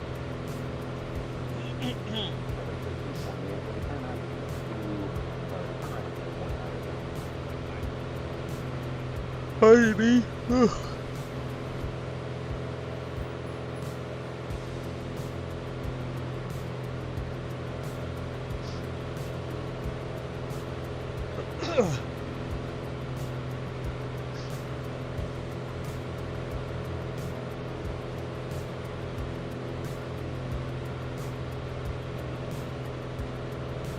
Excuse me. 4964 to Son of 18, 4,000, reduced to 170. 4,000, slow 170, recover. Longer flight today, almost 3 hours.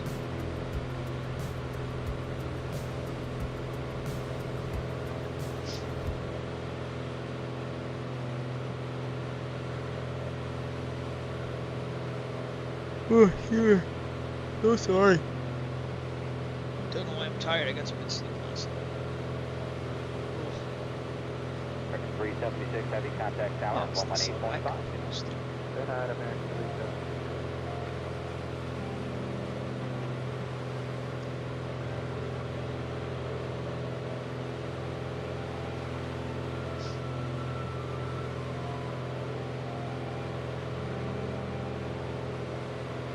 should be able to see Fort Stockton coming up pretty soon. Along with that test track that's supposed to be out.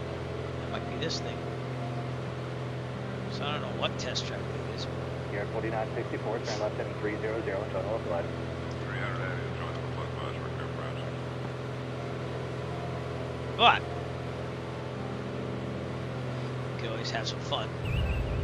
It appears to be that we have found a test track on the left side of the aircraft. We do not know its being's origin, but we shall explore it.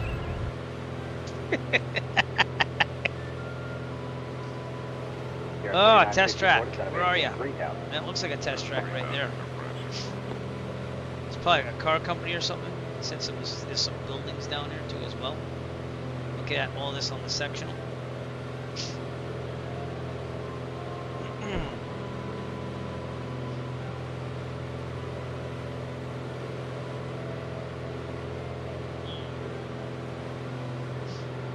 Alright, gotta blow my nose yet again. Sorry, Otto, take over for a second. 360, gotta maintain 3,000.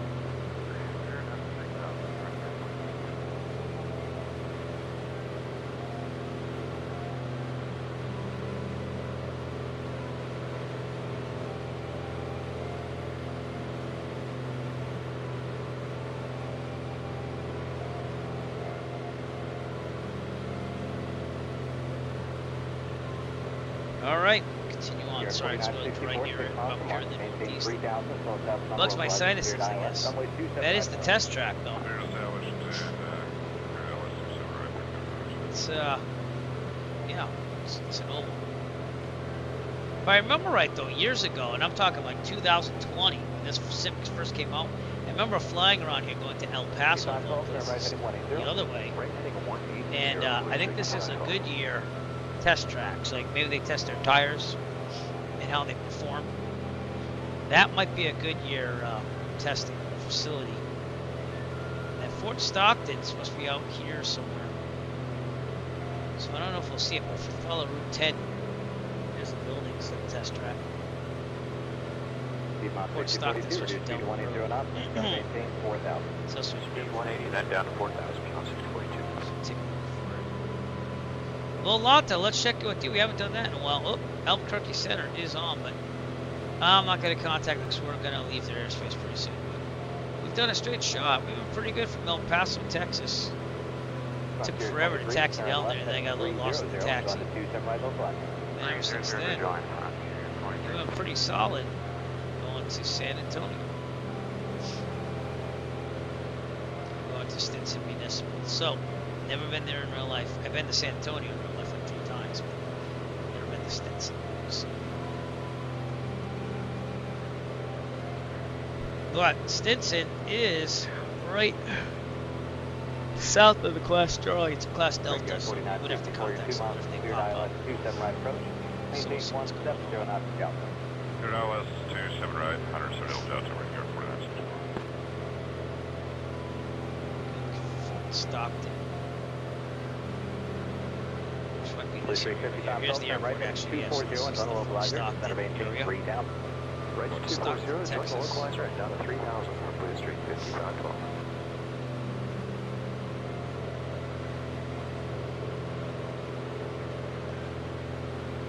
Interesting.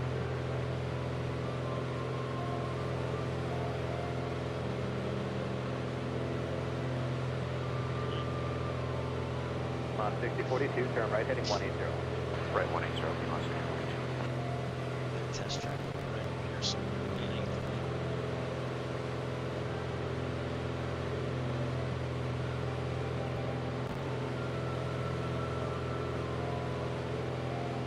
Tier 23, 1 mile from Martin, cleared ILS, runway 27 right approach, maintain 170 knots to Johnson. 170 Delta, cleared ILS, 27 right, frontier 23.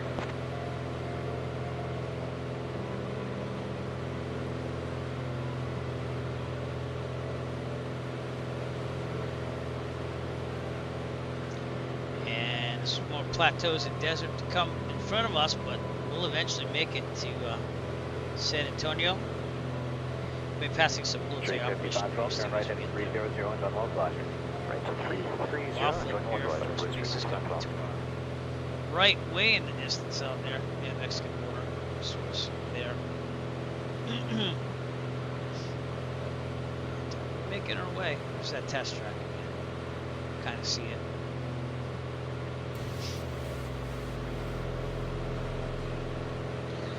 Gotta stretch. Last day of school on Friday before vacation. We did dodgeball with my band kids because we had a lot of teachers call out sick and stuff. The flu's been going around.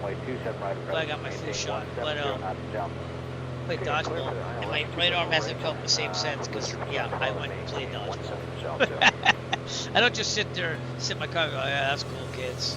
Like, I get in there, so it's good for customer relations.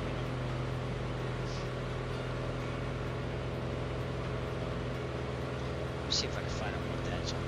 Port Stockton, Texas. What's it called? Test track.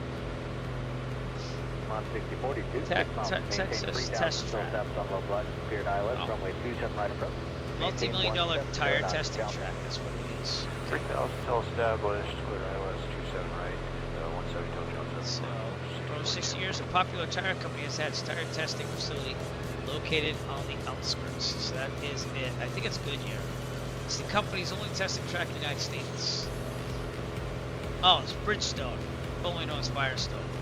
I remember I had a Ford Ranger and like their tires like stuck. They had to replace them. 5512, contact down, 118.5. Push the tires to the limits. That's what you saw back there. Ford Stockton, Texas, right over there. Good year. Cool.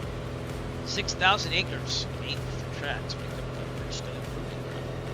It's been there since 1955. It's more than 70 years now. Interesting. See that every day. On 6042, contact tower, 118.5. 55, you should swing it. I don't know, when I had a 2001 Ford Ranger, bought it like new dealership with my parents and I, and I paid them off. And they ended up giving my money back. There's a bunch of stuff. Anyways. I was young and living at home, so I was paying that thing off like thousands of dollars per month. I think it's because my brother got my mother's car when after she passed, so it didn't feel right. He gave me the money back then. But anyways, what was I gonna say? They had Firestone tires on it when you get it stock. And I remember there's a big recall on the tires because they were doing just like explode and blow out. So actually they had to have more testing. So back there, that's where they tested, I guess. What's the outside air temperature of this thing anyways? We're in the middle of the desert. We're 35. Yep, so full heat, thank you. That's off. They put you contact report on 125. That.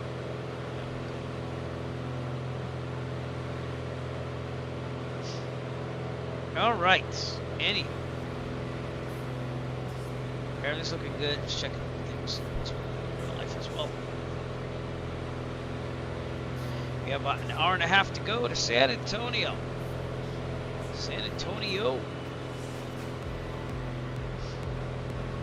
1529, kind of center 132.05. There's also supposed to be some wind farms out here. Ooh, excuse me. So I don't know if we'll see those. Lots of wind farms, a huge amount of wind farms. Wind turbines for days. Not seeing anything now. No, that was on some graphics. Like I said, oh, there's something on my monitor. It's the dirtiness of the glass in the game. 2,100 field side listening to my phone.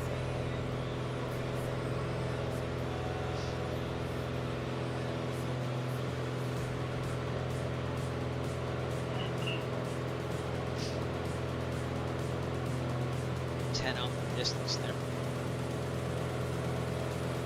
Fuel, we are burning on the left.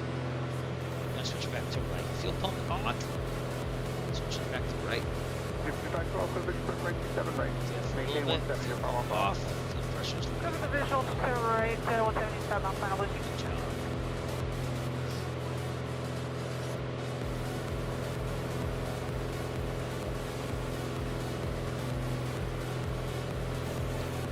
feel like there's a rave going on in the cockpit. 12, contact tower on 8.5.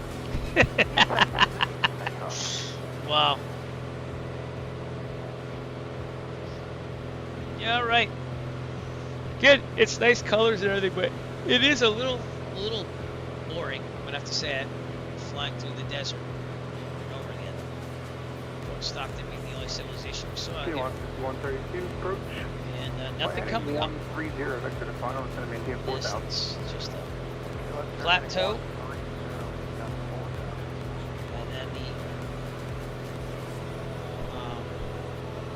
the terrain is going to change. It's going to go lower. So I'll show you what I mean. 132, turn right heading 180, it's going to maintain 3,000. So we're up there on a plateau. Tons of wind turbines out there. And it's going to be going down and down until we get to San Antonio, which is an awesome city to live in a way to visit. I don't know about living there because I haven't really lived there. Doesn't seem that bad.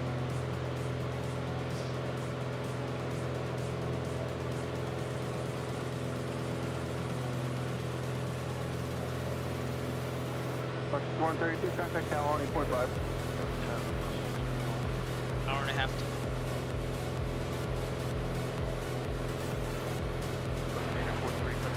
Oh god, now I'm dancing to music to stay.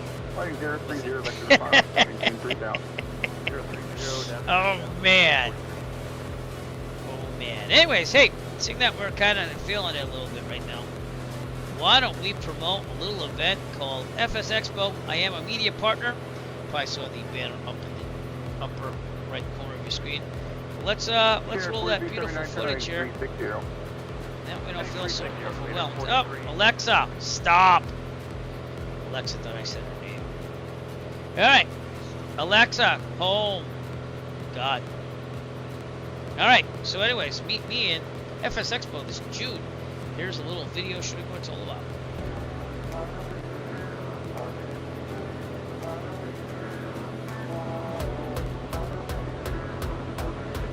Here, 4279, reports on site, 10 o'clock, 10 miles.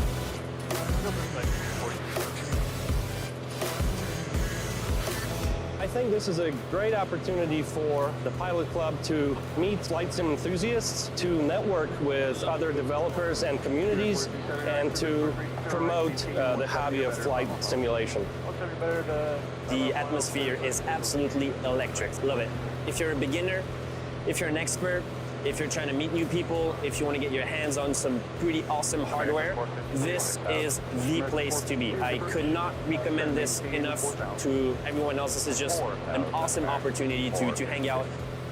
It gets together our entire hobby, everyone interested, everything from fixed wing, helicopter, virtual reality, everything in between, brings us all to one place to collaborate on ideas and bring us all together.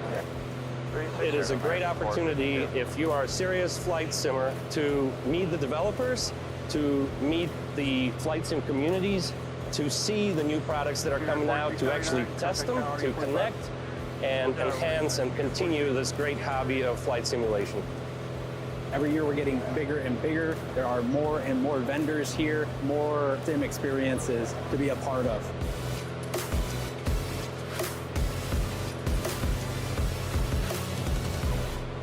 Meet me at FS Expo 2025. I'll be there in Providence, Rhode Island Convention Center, June 27th through the 29th. And one more time, I'm not going to go see William Shatner once again, even though I wanted to do that for years at Ticonderoga, the Star Trek experience, because it's the same dates. But I'll be at FS Expo. It's a half hour from where I live, so I'll be driving in each day. Got the wind turbines we were looking for right off there off on the left. And it should be a good time. It'll be the first time I can actually go and see it in real life. I've always kind of watched the online stream of it, did all that. I've been in a media partner before. Last year I kind of clocked out on that, but this year I've been on it. So as we fly through the desert towards San Antonio from El Paso, and I am just trying to keep it together here in the desert. It's been the same scenery here and there. I appreciate the flight, but I feel like I'm just a little bored. I'm sorry if you do too.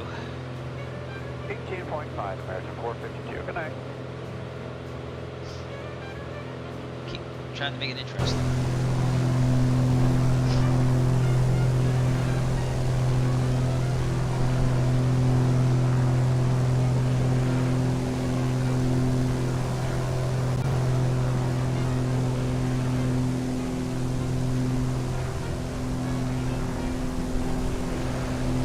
Get a little turbulence here. Feeling it.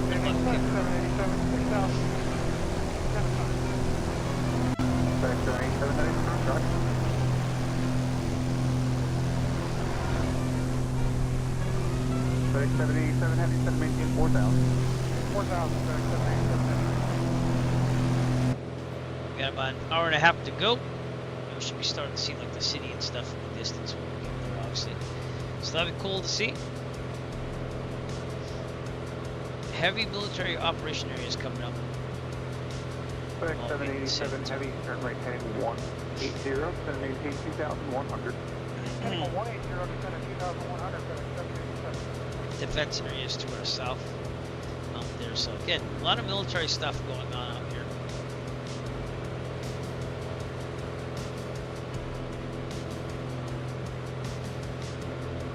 Back 787 heavy, go to site 2 o'clock.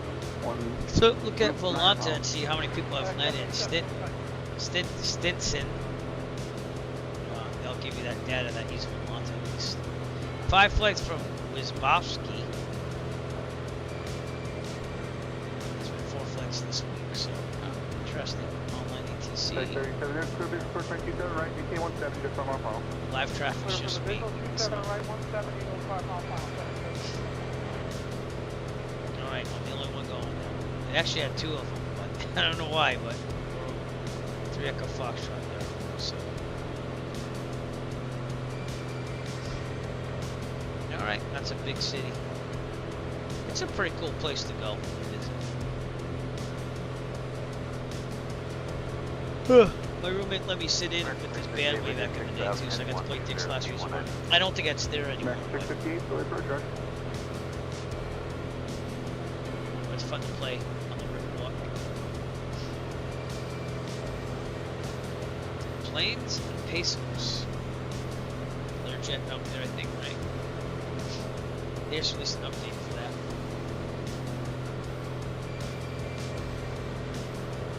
Maybe next stream we do 2024. We'll take a break from the Arrow. Take the 152 or something. I want it to be an aircraft that's actually in the simulator. I don't want to like have a paper aircraft. I have the all-out version of 2024, so we'll see what we can do. I don't like most of the flight dynamics of the default aircraft because they're not really realistic. Just Flight did pretty good in this Arrow 3 though. It's not totally off. It's a little off. I think the RPMs, I mean not the RPMs, I think the throttle is a little too powerful here and there. Gotta fly it more in real life to really determine that. That's my first observation. But the 152, the standard 152, like, it doesn't fly like a 152. It's very overpowered. Even the 172, there were certain things. Again, I have the WB7 152 on 2024. They actually released one. That does make it fly like a little bit more like the 152 in real life.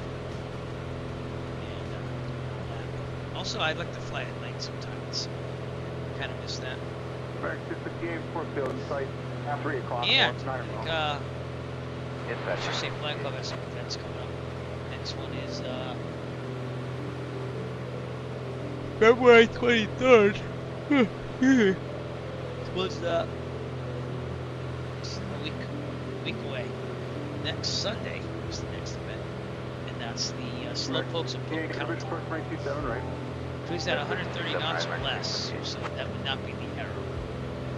That'd be kind of cool to take the 152 up there to Haven region, Polk County in the heart of Florida.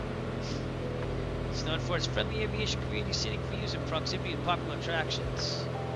So there you go. We're just flying through the desert. I've been flying through the desert on 3 Echo Foxtrots. There is no rain to get out of because it's clear. I don't know. I'm trying.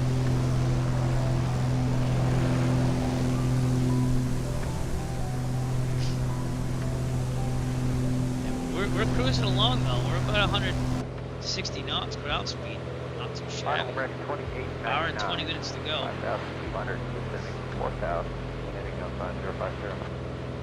American 2899, thank you. Uh-oh. Stu with the raid! Party of 6. Thanks, man. You're awesome.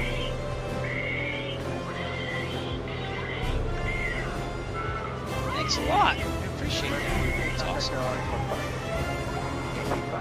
Sorry, I'm a little bored in the desert here, but we're flying to San Antonio, Texas, going through the desert here from El Paso. There's lots of nice colors and everything, but it's getting a little old now. But thanks for raiding, and raiders, feel free to stay tuned. We're gonna be in San Antonio in about an hour and 20 minutes. We should see the city coming up around, probably I'd say 20 minutes left, so probably about another hour. We're flying through the south central desert, if you will. And gonna get there on a beautiful flying day. It's just that the scenery is getting a little old. But how are you, sir? Stu, what did you do on your stream?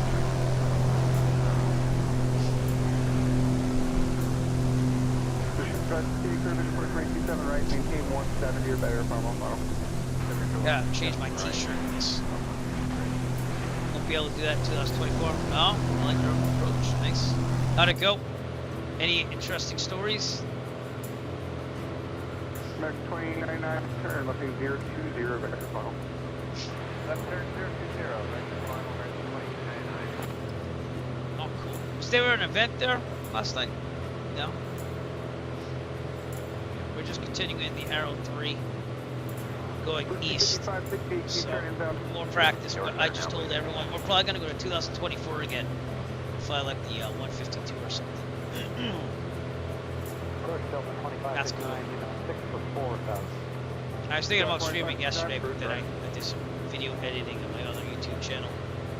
Try to get more videos. It's really riveting stuff of me fixing a flush valve in my toilet. That took me forever because basically it wasn't working out at first, but it's not like that on the video. I edited that thing in.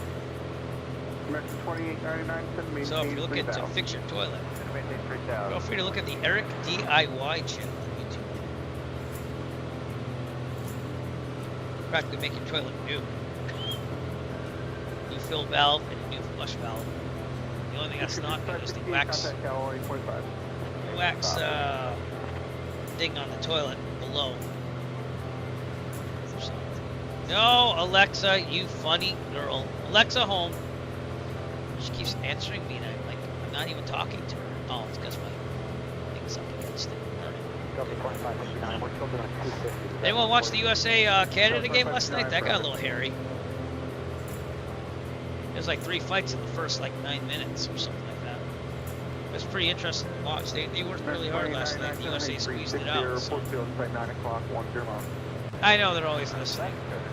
Yeah, I get it. Well, this one was my brother's. He had one of those little show ones that had a screen on it, and I used to have just the auditory one in here. But I know they're always listening. I also have my. I haven't been able to use it a lot because I have to experiment more with it. But I have a real Gear 750, 650 GTN I'm going to use. And it kind of works. The problem is that when you do the touchscreen on it, it doesn't focus back on the simulator after. So if you're not flying autopilot, you click here and then it starts going like this in the aircraft. So I have to work on that. We got them all over my house. I'm as good as dead in China. So I also order products on Temu. I call it Temu because that's what they say. My son's like, they're gonna steal your info. I'm like, the way it's currently going, anyways, they probably have half my information, anyways. Not delving too much into that, but we don't have any privacy. There's no privacy. All right, I'd like to show you some interesting things, but we're not really seeing much here. The terrain's gonna start getting a little bit less deserty. Usually, here's what I found, Stu. This is why I do buy from there. I'll find something on Amazon, and I'll be like, oh, that's kind of cool. It'll be a small something, right? And it'll be on Amazon. And you're like, wait a minute, let me check on Temu for the same thing. And it'll be cheaper on Temu, but you wait long. And I know Amazon started this new service where it's like the San Antonio Temu. They give you a better price because you wait longer, but like that's why I do Temu. So yeah, so I don't know. My son just says it. I don't think it's a problem because I haven't had anyone hack my credit card. Even if it did, I just call it for fraud and freeze it. You know, I've been through that multiple times in my life already. So. 2101, maintain 6,000. 6,000, 2101. But the husband of one of the ladies in the music boosters that we have at my school, he actually works for a credit card company fraud department. So like, he hears and sees all the bad stuff. So he's always like, "Don't do it. Don't do that. Don't do this." And like, I get it, but like, we gotta live. You know what I'm saying? So, and I'm surprised that they kind of said the tariffs were gonna hit the products, but then they didn't. It still went back to like under $800 for now. It's fine. So yeah. All right, man. Thank you for the raid, Stu. And one last shout out for you as well. Go have some fun. I'm probably gonna be looking at the driveway after this because we got snow up here. But Stu222, if you haven't followed, air traffic controller, that's him, friend, French fellow Virtue Safe Flying Club member, and overall good guy. Usually flies my marathons as well. But thanks for coming out. Thank you for the raid, sir. Appreciate it. Let's take another look outside. We're about, it's getting a little bit better now. We're getting like an hour outside San Antonio. So I'm perking up again. This is good. We got a little dry there for a second. But we did see the Bridgestone Firestone proving grounds near Fort Stockton, Texas, but that's way beyond us now. Like I said, excuse me, a lot of desert. The elevation's starting to drop a little bit as we go east. Nice colors though. And beautiful flying weather too. Real time and weather. So this is what it's supposed to be looking like out there. Much better than the northeast. We got overcast clouds and everything. I wonder what it is out there. I mean, I look outside and I see snow and overcast. Let's see what it says on the weather reports here. I live closest to Taunton Municipal Airport. It's saying 4 square miles of visibility, rain, mist, broken at 400, overcast 800. So yeah, it's been pretty crappy weather at least. Tomorrow we saw that early in the stream. It's supposed to be like gusting up to 40 miles per hour. So that's not exactly flying weather, but I'm hoping to get up in the Piper Arrow 2. Which is why I'm flying this on Saturday. And hopefully finishing that complex endorsement because I'm ready. We've been trading on the simulator for a while, waiting for that final flight, so that's why we're flying the Piper Arrow 3, which is the closest thing to the Arrow 2. It flies like a big Warrior with landing gear and 200 horsepower engine. That's pretty much what it is. And it costs the most to rent at the flight school on that bright red, but at the same time, it goes the fastest with the horsepower. So not high performance, misses high performance by not being over 200. So.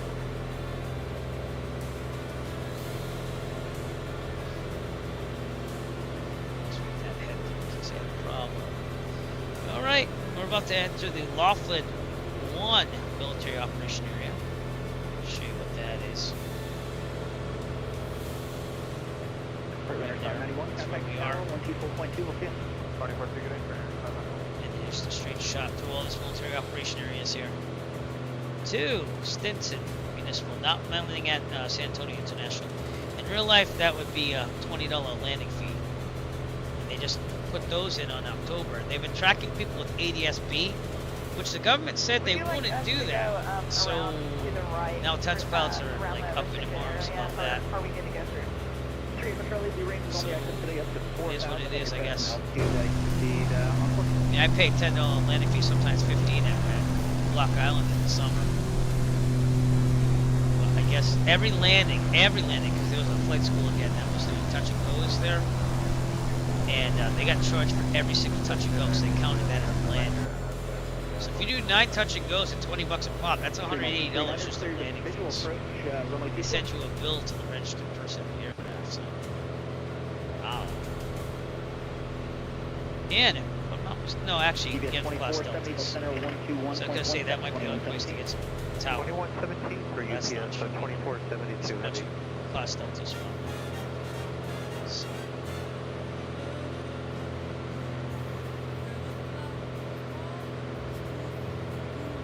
All right, perking up again. This is good. This is good. This is good. This is crazy. This is crazy. This is crazy. Not really. It's not. Caravan 189 Alpha Romeo, descended maintain 3000. Maintain 3000. Anyways, get ready to roll. Testicles 1 2. Testicles 1 2. Hey y'all, what's crackin' like?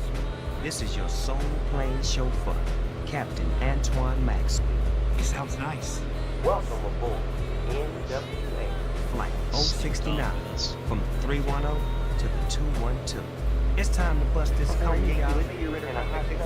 I'll be That is in stick switch stuff, man. and give these bitch pumping and jumping. Soul Plane, I think. So screw your shit on tight and enjoy the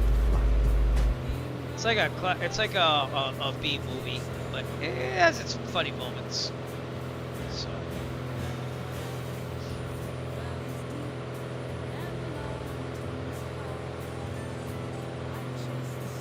And. Yeah, well, we do the vibes. It is what it is. Ugh. 134 Charlie Mike. Man, going through this desert is kind of like this a little bit. You're entering a world of pain, Walter. And you mark that frame and 8, you're entering a world of pain. It kind of feels like that, just because it's been so long through the desert. Nothing really changes in the terrain. I'm not saying the flying's bad, just the visuals. I guess there's a little river right there. That is the Pecos River, boss.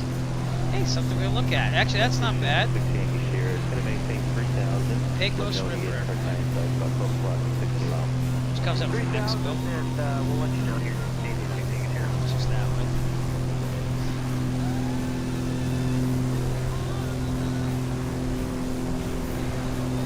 That's a pretty big river. It continues north all the way through, God, that keeps going. Goes all the way up to Pecos, Texas. And keeps going on after that a little bit. Goes over to Red Bluff Lake near New Mexico. Interesting.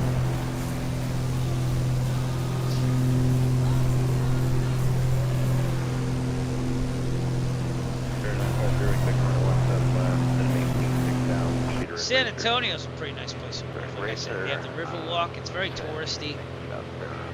I accidentally stepped into the San Antonio River when I was in my 20s there, visiting my college roommate for his graduation. That was fun. I thank God I wore like boots back then. I thought I was all cool, Mr. Rocker with my construction style boots on, and I stepped right into the river. And the air in my boot made it so that the water didn't go in the boot, and I pulled it out. I was fine. Not only that, it was like 100-something degrees, so you dried fast. I remember that. That was funny. And then my roommate tricked me into eating some Mexican candy, and it was like this. It was like a pickle. It was like a dried pickle, and it was really sour, and it had candy on the inside. So, oh man, you gotta try this. This is like cultural, Mexican cultural. I was like, okay. It was pretty bad. And I like pickles, so that kind of tells you something. Good times. We did a lot when we were in San Antonio too. So good times. Last time I saw him again, he came up from Dallas in 2022 when I was hailing my brother's stuff. He's basically like a second brother to me. So.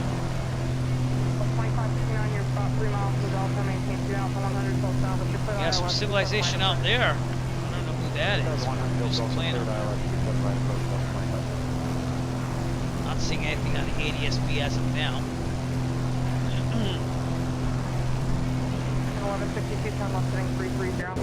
330, American 1160.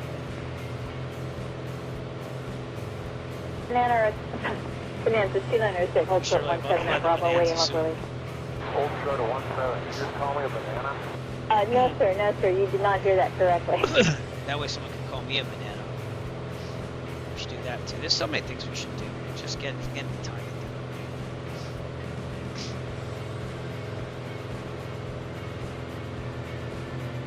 I wonder what aircraft that is now. Delta 2559, tower 118.5. Delta 2559. Does everyone see it? You can see the landing light on it. A little bit of the nav lights as well. I don't know if you can see that. It's easier on the HDR screen. It's right in front of us, right here. Very hard for you to see on the stream. I'm also running 4K graphics. That's downsizing. Approaching American 423, 5.2 for 4,000. American 423. 1 hour to go, San Antonio. See if I back out, then I see the lights right there. Yeah, there you go. Now it's doing that thing again. You don't hear it, but I do. That's, got it. Skyback.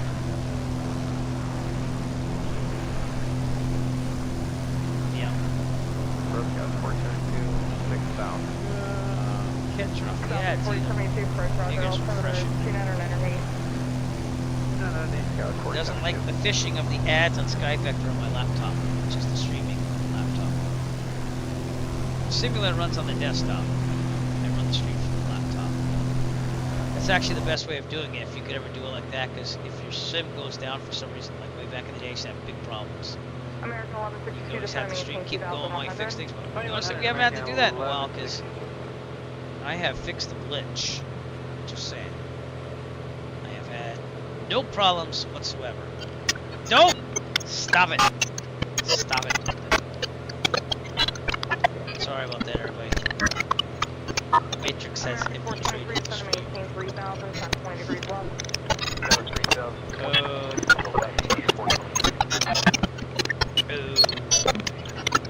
They'll end soon.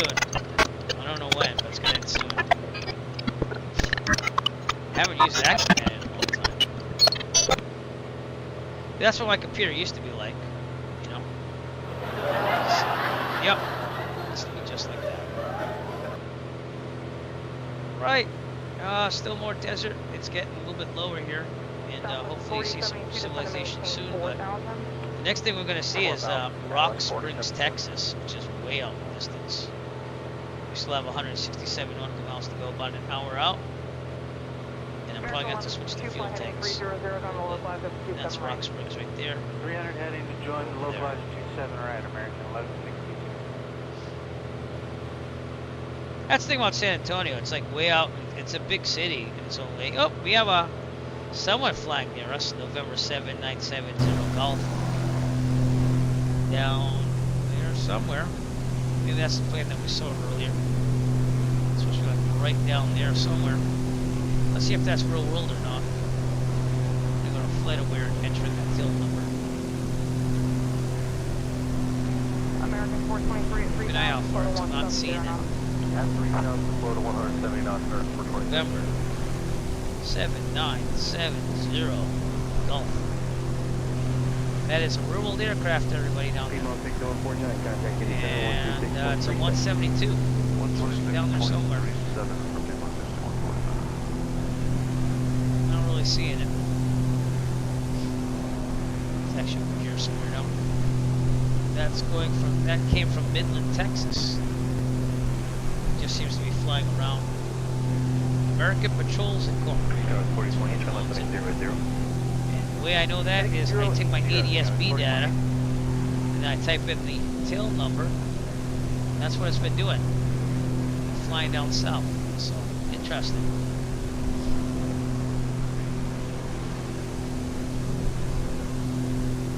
Planes from 2 as well. That checks with ADS-B data. So, cool things to do while you're flying through the desert and a little bit bored, you know. But it is beautiful. So give me that. I'm not seeing 172, but it's down there somewhere. It's about 3,600 feet below us, which is about 6,000. It's all right. Let's keep going to San Antonio. just about an hour. Fuel. How are we looking? We're on the right. We should switch to the left, so fuel pump on. Switch to the left. Okay, fuel pump off. Check the fuel pressure. It's still 4607, 2 miles from Redbird, maintain 4,000. That's the Mexican border right there. 35 left approach, 170 or greater to Cardinal. 4,000 established. The towns can see more 170 here. to Cardinal, cleared, ILS 35 left, return 46. Let's practice in the Arrow 3.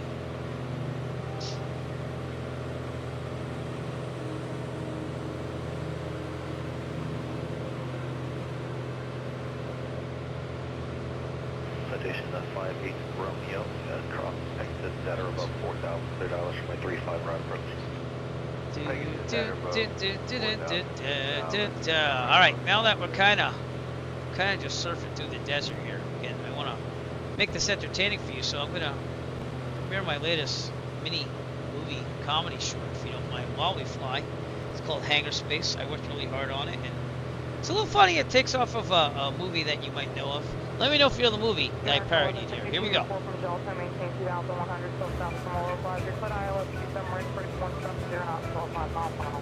Says the 300 to join, clear for the ILS 278 American Airlines.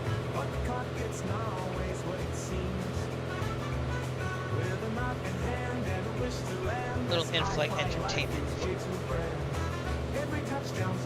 American 423, turn left turn 360. Left turn 360, American So, 423. Eric, let's talk about your work ethic. Sure, what's to talk about? Well, we've noticed your productivity isn't exactly soaring. Yeah, I don't really like to, do things. Go on. Okay, let me break it down for you. On a typical day, I do about 15 minutes of actual American 1152, tower 1825. Kind of skip. Have a good day. Filing up the flight plan. Just kind of vibe. You vibe a flight plan? Yeah, I mean, ATC usually figures it out. What about time in the air? Oh, the autopilot's got that covered. The main challenge is whether to take a nap or dig through the snack bag. Eric, flying is literally your job. Oh, I know. And I am very consistent in my approach. Minimum effort and maximum cruising altitude. So you're telling us you don't care about safety, procedures? Look, the way I see it, gravity does most of the work anyway. Planes want to fly. I'm just here to sit in a seat and look cool and some aviators. Is this guy for real? Oh, I'm very real. Let me tell you something else. This hangar, it's a prison. All these checklists and logbooks, chains. I didn't get into aviation to work. I got into it for sunsets, coffee in the cockpit, and the occasional grease landing that makes me feel like Maverick. So, you're saying you're unmotivated? Fact. If you're looking for someone to lay off, I volunteer. You want to be fired? Oh yeah, imagine the freedom. No more engine checks, no more weather briefings. I can finally do what I've always dreamed of. And what's that? Sitting on my couch, eating pizza, watching every episode of Air Disasters. You're unbelievable. I know. Let's get HR on this. Oh, and if you're gonna can me, can I just keep the aviators? They make me look super cool. 3,000, yeah, we're right there.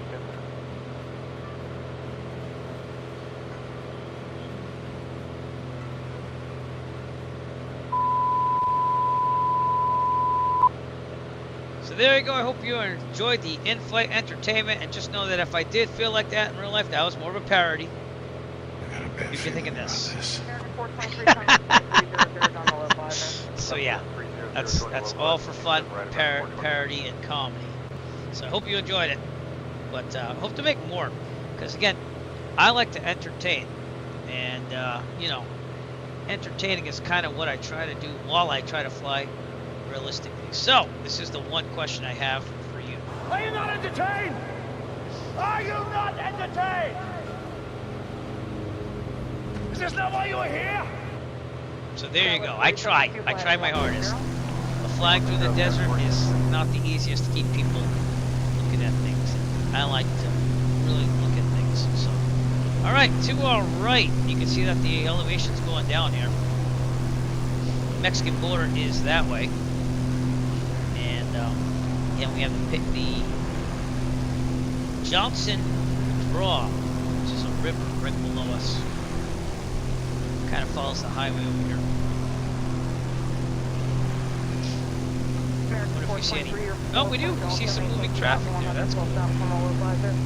Nice. 11,500 feet. This is some traffic.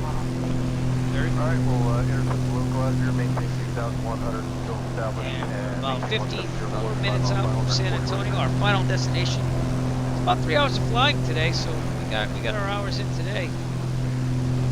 Real world time and weather. So out there it's what?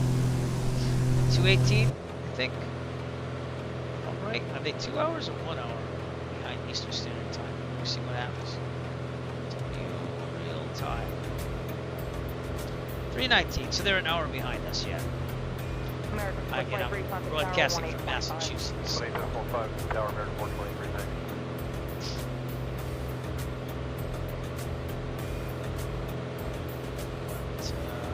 Should be there around 19-ish local time. And essentially starting to try to set. We should still have some sunlight. So. Skywest 4072, turn right heading 240, Normal Plaza. Right heading 240, Normal Plaza, Skywest 4072. Luckily, this has been pretty solid. We had one crash desktop with about 3 streams to go, but my computer's been solid. I used to have such problems with it. I appreciate all that of you that got through all that streaming troubles with me. Because it was getting idiotic. Cleared ILS 7 right. But I like to think that we have the power of this man with us now. My computer's been like, top notch.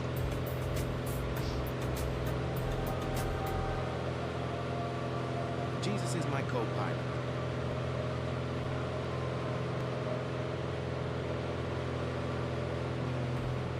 No one messes with the Jesus. Praise him because my computer's been awesome. Just been a beast now. Thank you, Jesus. Alright, so in approximately 50 minutes or so, we will be trying to do this. This is our attempt. And then we're just going to keep looking at some scenery. The pilot will do his best to avoid certain death by keeping the plane on a good flight path with a constant angle descent lined up to center. Good. Stick the landing and don't suck. Don't suck. Alright, anyways, we're going to get ready for San Antonio in advance here. We still have 140 nautical miles to go. We're about 50 minutes out.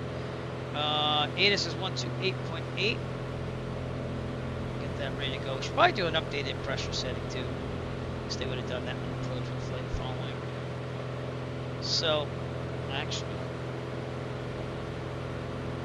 let's go with Edwards County here, which is ahead of us.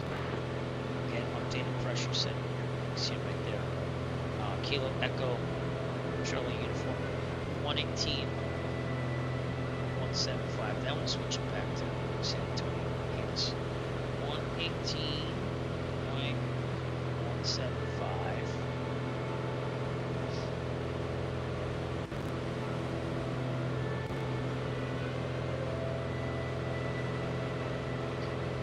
Kilo Echo Charlie Uniform automated weather observation 2100 Zulu. 010 heading 47.0. 03 6 and 8.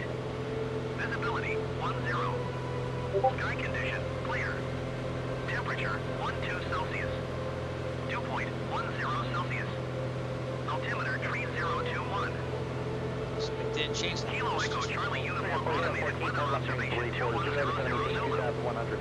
Wind 03 6 and 8. Visibility. Alright, back to guard. You know what that means. If you're a fan of this channel, you see that a lot. Okay, now we'll get the San Antonio weather in there just to prepare. We're about 49 minutes out. 128.8 was the ATIS. Oh wait, is that Stinson? Yeah, it is. 128.8. I thought that was San Antonio International for a second. 4714, telemetry 300, back field site. Not going to monitor guard as much. Site 300 down the head. No, we can check it in a movement. It's not coming through yet, so keep it up.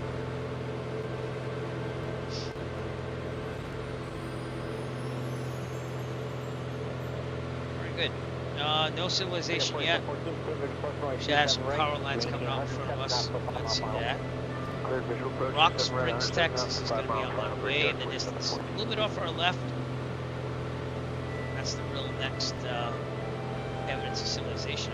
Man, there's a lot of land out here. Huge trucks, a lot. So if we had a problem, we'd probably land it somewhere. That's the good news.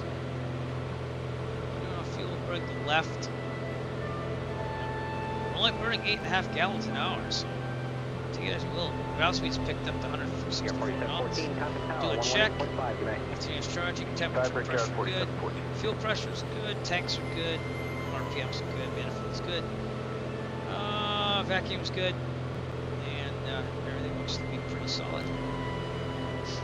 Very good. American 1998, 75.5 minutes. Present heading. And we're working our way back to the point. American 1998, approach, good evening. Let's see what it would be like as a passenger. Let's do that occasionally too as well. So let's do that. Probably a little bit lower than that. We'll center it as well.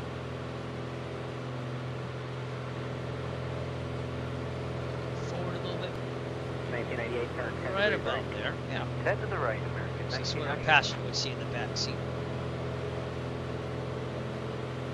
Except that there are people there. Oh, Pierre's off our right. This is pretty well modeled for an Arrow 3. I like that it shows usage and stuff like that. Arrow 2 is just an earlier version of it. They pretty much, this one might be a little bit more powerful. Not much. Visor. Put the visors down. Just Flight Arrow 3 does not really work in 2024, but I'm going to try the vanilla version of it.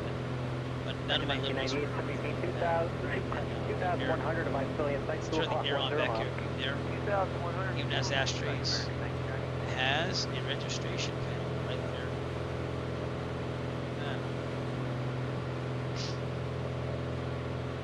And if you check out the back here, so like, yeah, this is not the turbocharged one. There's also a turbocharged one. Here's the baggage. And then this would be probably where your ELT is and stuff back there. Clear visual, 27 right, and it does not want those answers back there. And obviously this is the luggage compartment door. We wouldn't be touching that. Typically there'd be like a tow bar back here. And get some area there. It's a pretty nice aircraft. We modeled it very well. It does look a lot like the original. That's what the Arrow you fly it. So and turn. Yeah, looks good. Right there. Looks good.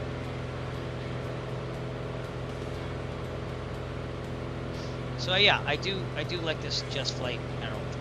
It's a little overpowered. Not much at all. We are level 6000. Compared to real life. 4701, Roger. I do like realism.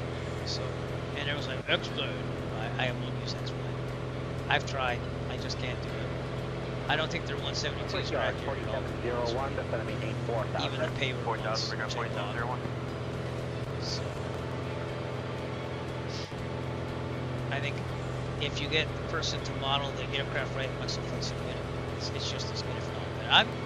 Yeah, the graphics got to be there, and that's the thing. And I don't think the one big claim to fame about the flight dynamics, I just think it's because people don't model the aircraft in full fidelity in Flight Simulator. I think if you get a really good peerware developer who cares, like the Comanche there, it's going to be very much like X-Plane, if not just a little bit better. You know, it's really the modeling of the airplane. Yeah, 4701, turn right, heading 180. The modeling of the 172's next plane, I tried, man. I tried the original. I tried the, what's that little mod thing there. I can't remember, it's been so long.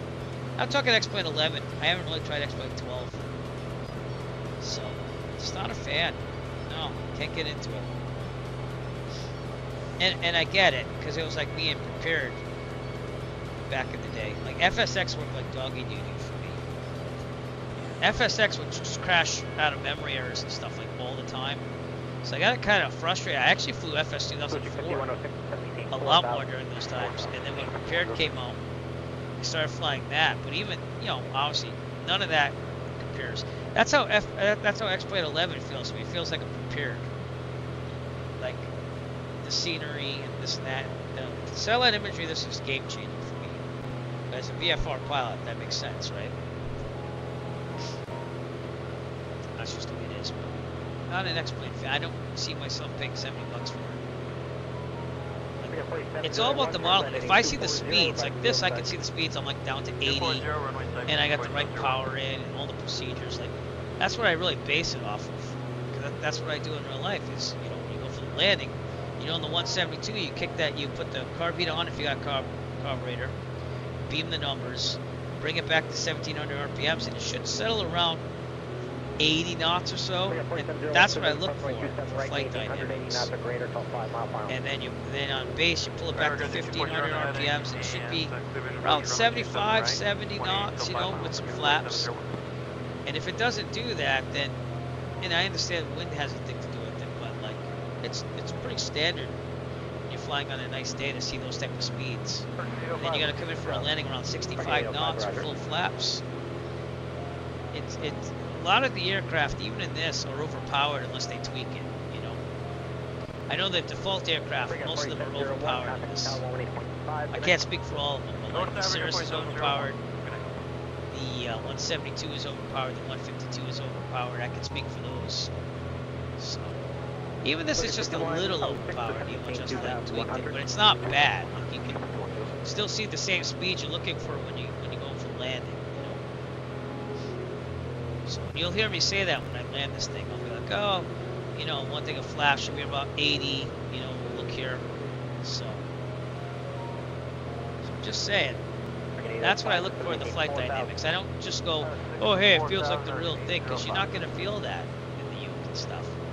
But you can judge it on speeds that you should typically see.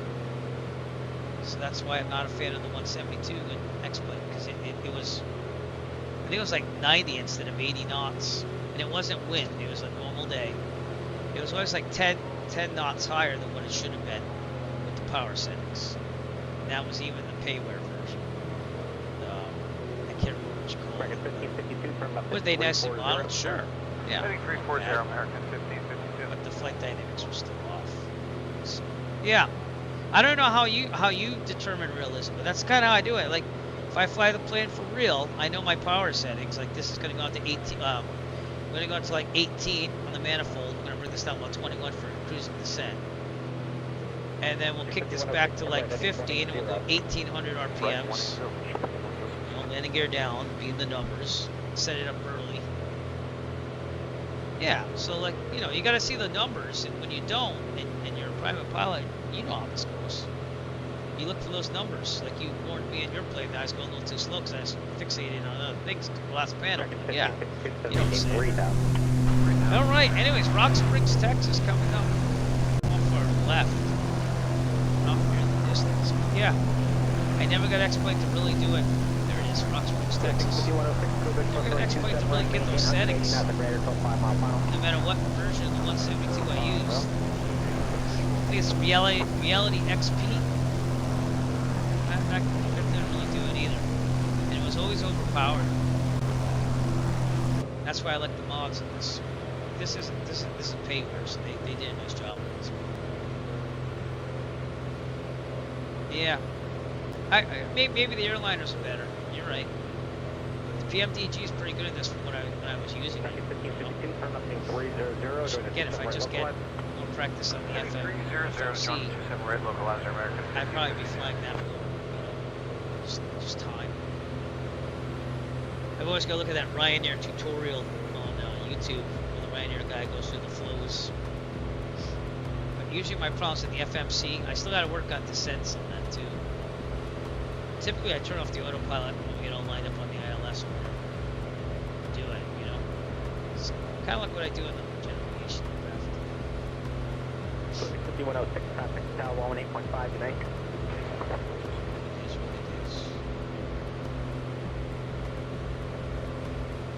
No matter what, we shall,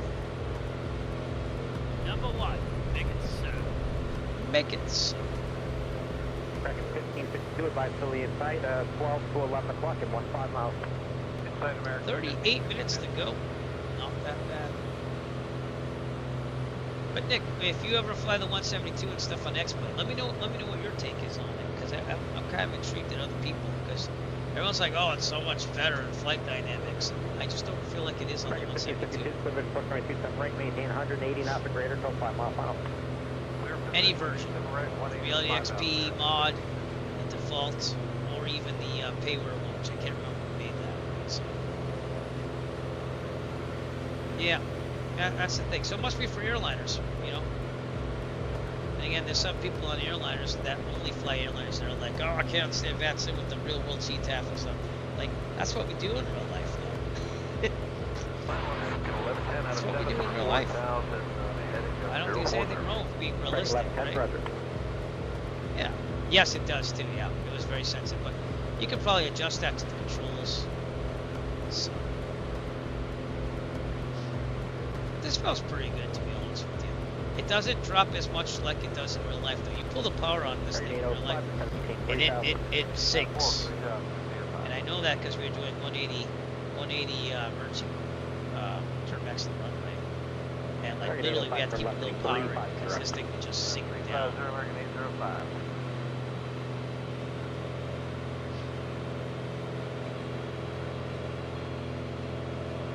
The thing about controllable pitch props that I have to get used to.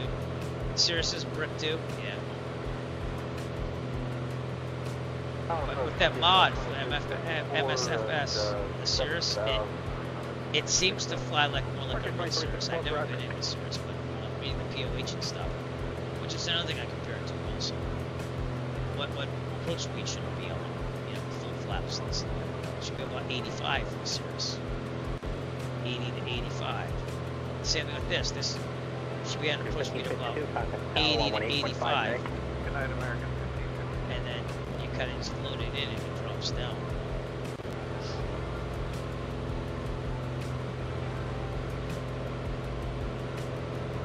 And really for those airliners, you have to take the airline pilot's word. That I might see as realistic, I guess. But those companies like PMDG and stuff, they really take the time to really tweak out those dynamics, whereas GA people, they kind of do it, but sometimes they don't do a very good job of it all the way. If they took the real big work at it, they'd do a lot better. Like the WB Sim mod makes the 172 like very realistic compared to the American 805, fall company Airbus, Pacific 27 right, maintain 180 knots, 5 mile final. And the 152 was by JP Logistics before WB Sim took it over. And I was actually contacting those guys because if you remember, I did most of my training in the 152. Actually, I did all of it for private pilot. So like I was telling them, oh, the approach speed should be kind of like this. We land at like 60 on that. You know what I'm saying? That's the approach speed we want in the final. It's about 5 knots less than for the 172s. The Warrior and the 172 are pretty much kind of the same. You want it to be like 65 to 70. So.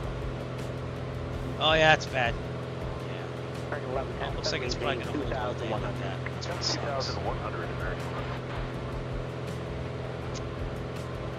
That sucks. Edwards County Airport. This is where we got that pressure port from, right down there. So that's what we see down there. Edwards County. We're still going through the Laughlin military operations area. So this is pretty hairy on things. But let's also check our field here. Burning on the left. Yeah, let's switch to the right. So fuel pump on. Switch to the right. And fuel pump off right about now. Fuel pressure's holding. Target 2354, turn left heading 360 to 17, 4000. 360 to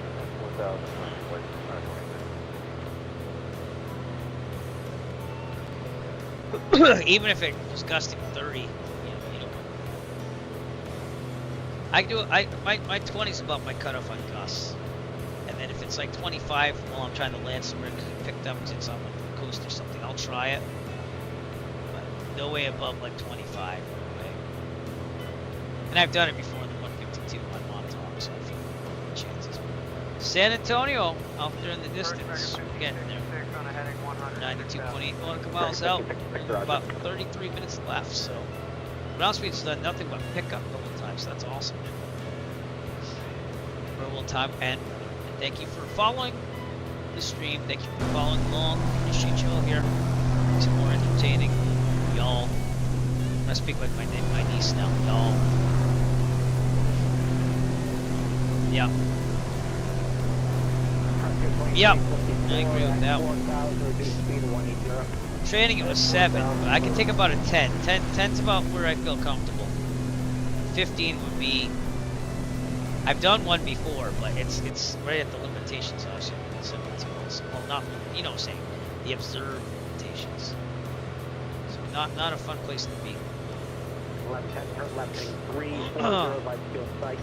You're gonna have to keep those right around there anyways as an airline pilot, because you're gonna be heading into some sketchy places sometimes. I'm about 10 to 12, more like 10. I try to be more conservative.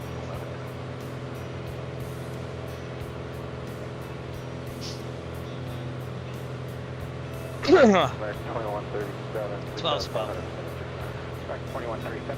Exactly. Yeah, it's the demonstrator. So, if you're gonna land it, you're gonna land it. You know, that's up to you. They're just making an observation. I think the Cirrus is 15 also, or maybe 17. I can't remember. This I don't even know. I'd have to look at POH. Maybe it's on my checklist.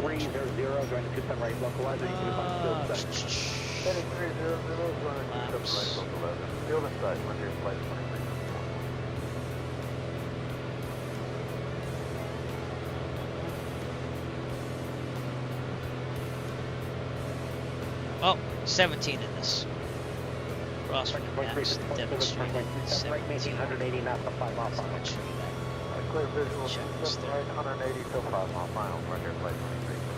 My fire scanner on my laptop is not liking the ads for Skype. The max demonstrated 17, that's 20 miles per hour. We have miles per hour in the Arrow too. So this is the speeds I have to look at.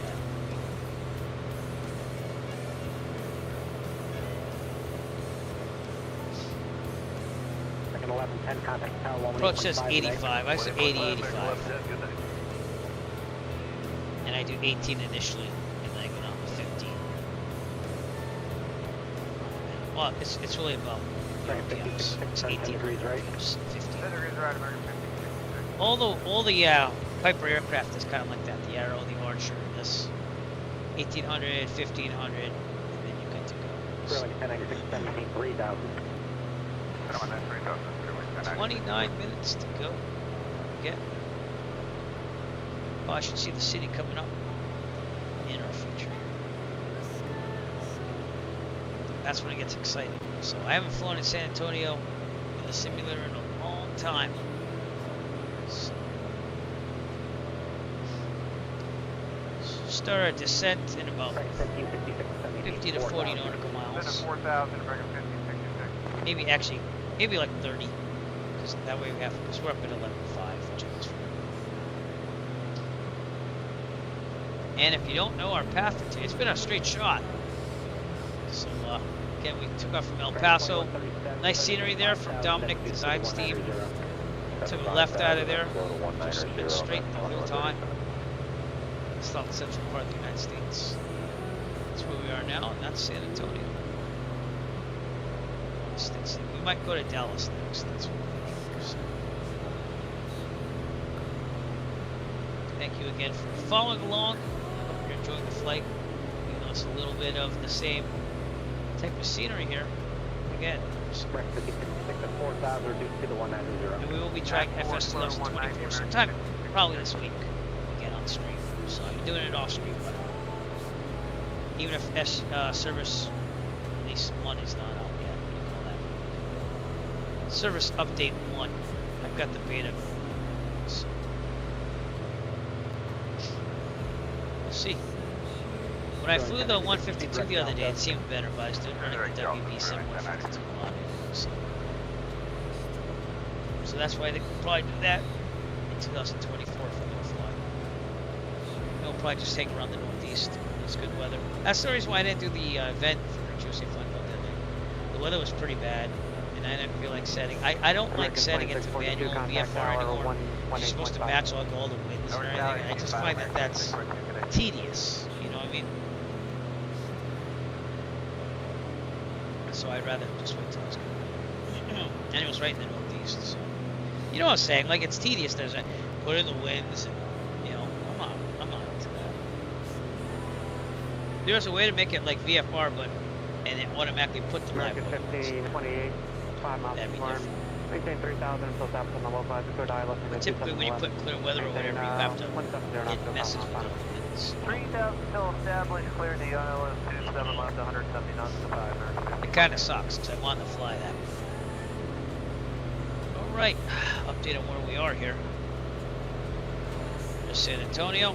That's where we are. So we're getting out of the plateaus and the hilly terrain and coming down here.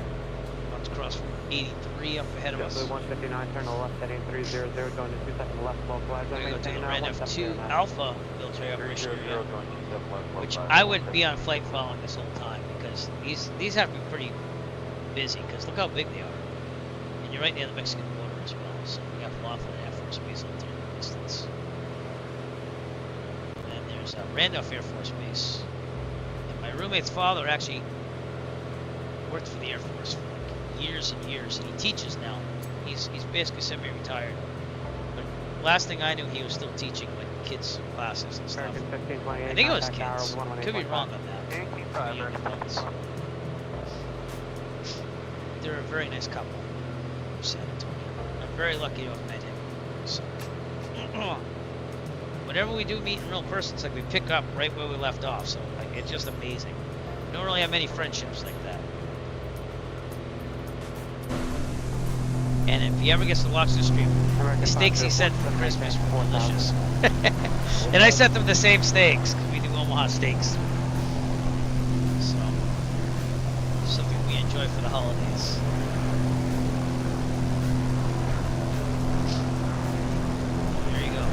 Territorial Go. There's 2 R's in that one.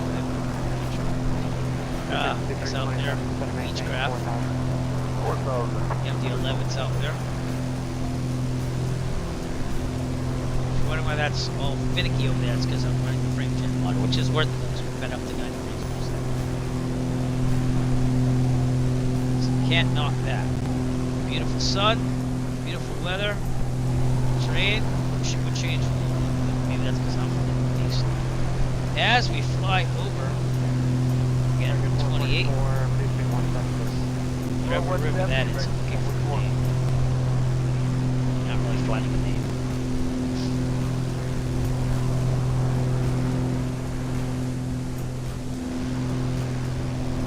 Definitely 159, contact tower 13. It's been a nice flight still, just a little drab. Let's see.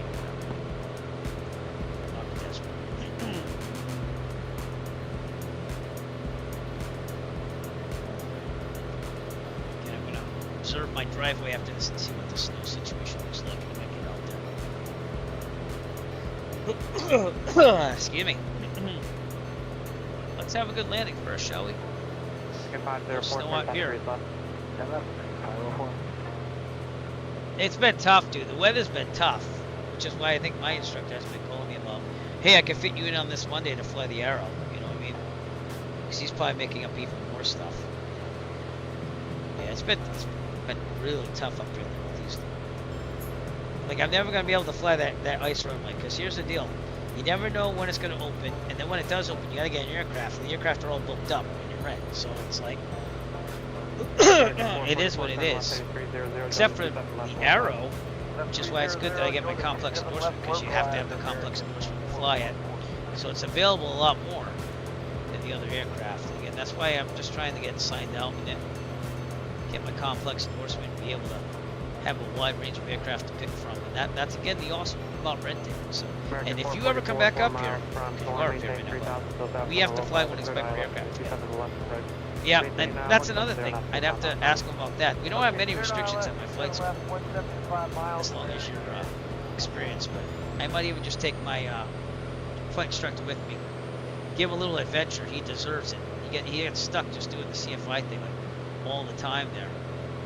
And like while he does the cross countries here and there, it's always to Worcester, Groton. So it's all the same aircraft. He's not paying for it, so I guess that's a good gig. But yeah, that was the thing. That was in the FAA thing. If you took the course online, like make sure the insurance covers it, because it is the ice runway. I'd like to do it someday. Now the problem is that you have like 70 aircraft coming in there in a day, so. But hey, at least it ran this year. Getting credit. They even bought crampons. American 444 contact. Things that go on the bottom of shoes when you get out. But that was years ago. Never got to it. So someday. Tomorrow I'd like to respond to the Rockton Flying Club and put all my hours in. See what the price is on that. But I don't see myself doing that. Yeah, the 3,000 feet thing though. Like I said, we'll take the Piper out. We'll go to like Block Island or something. You can try the 2,000 something. And it's something you gotta think of. I think it's 2,600 feet. But typically, if the winds are doing well and you're paying attention to weather, and I've done short field takeoffs from there too as well. You know, I mean, just out of abundance of caution. But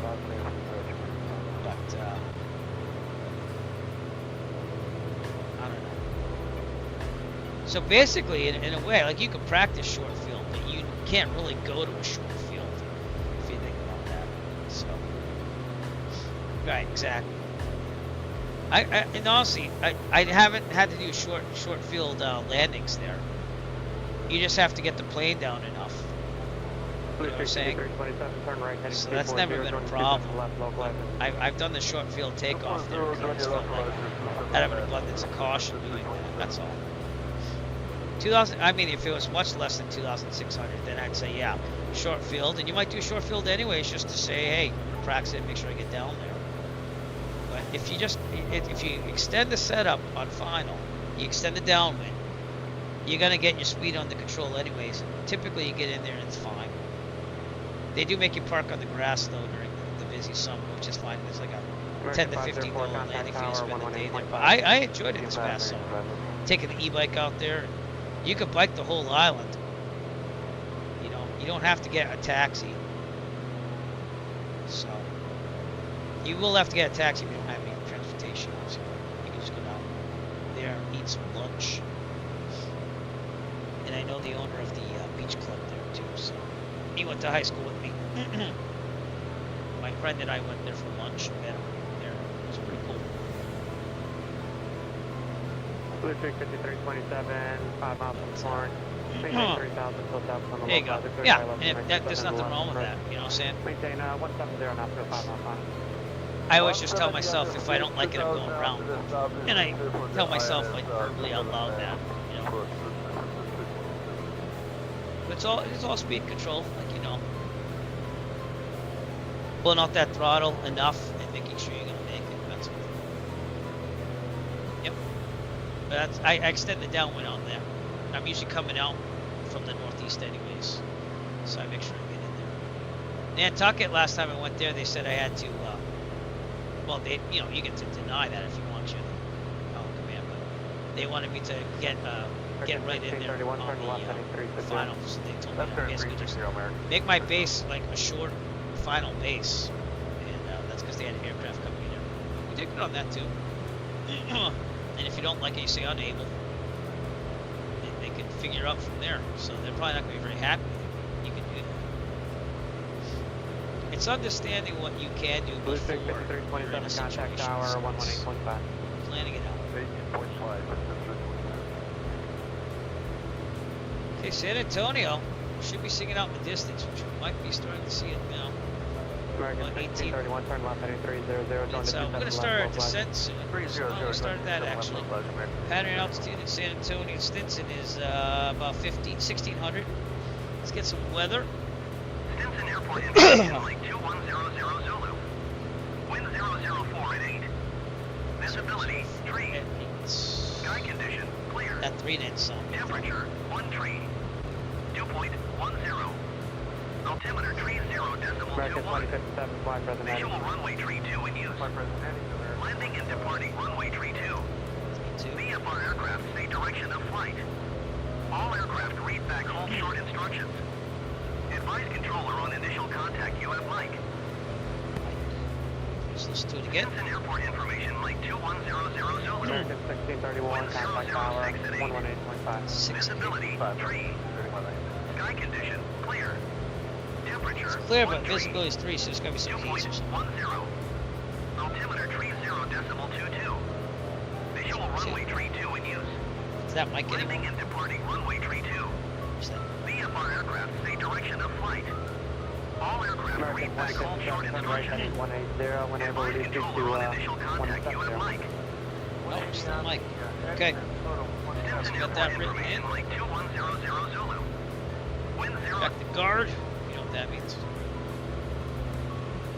You're on guard, Whip. Start descent. So Allison announced the descent. Yeah. American 2057, turn right, heading 250, going to 27. Ladies and gentlemen, as we start our descent, please make sure your seat backs and tray tables are in their full upright position. Make sure your seatbelt is securely fastened and all carry-on luggage is stowed safely and securely in the aircraft. Thank you.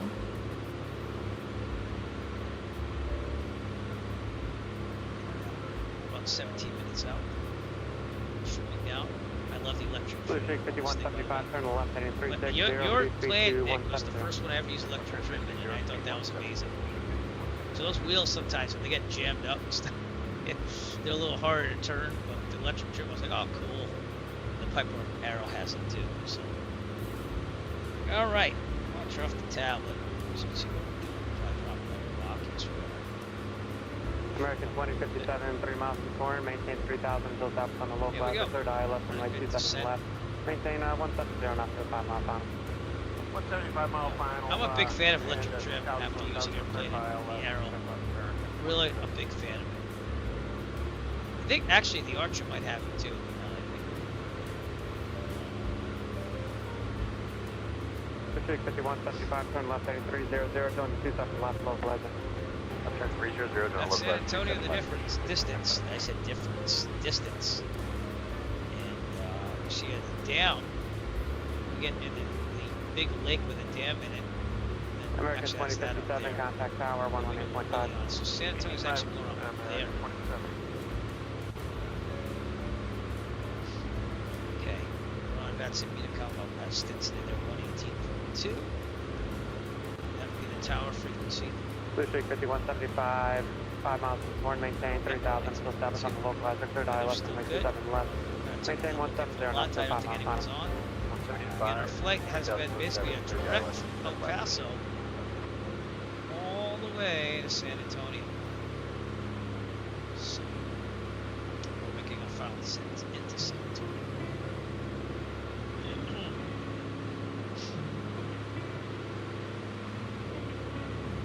We'll get back to it. We had a lot of things going on. Transfer 7. 3 miles 6184, turn left, heading 360.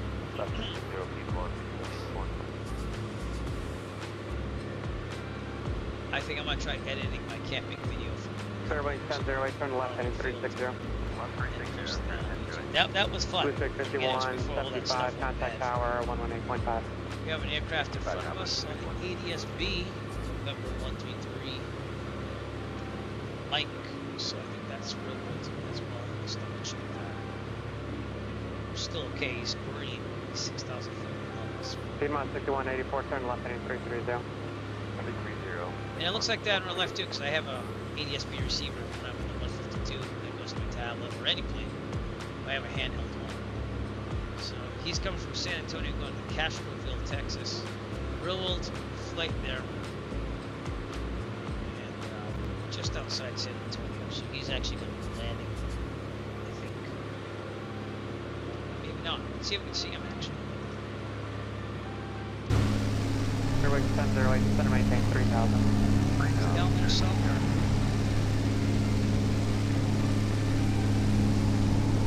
Weird. You see the red circle.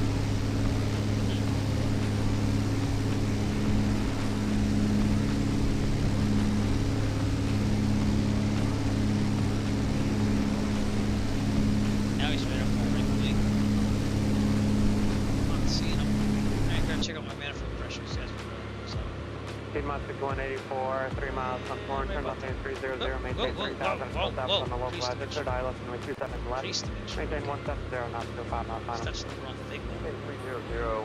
Way easier to do that in the sim. Established.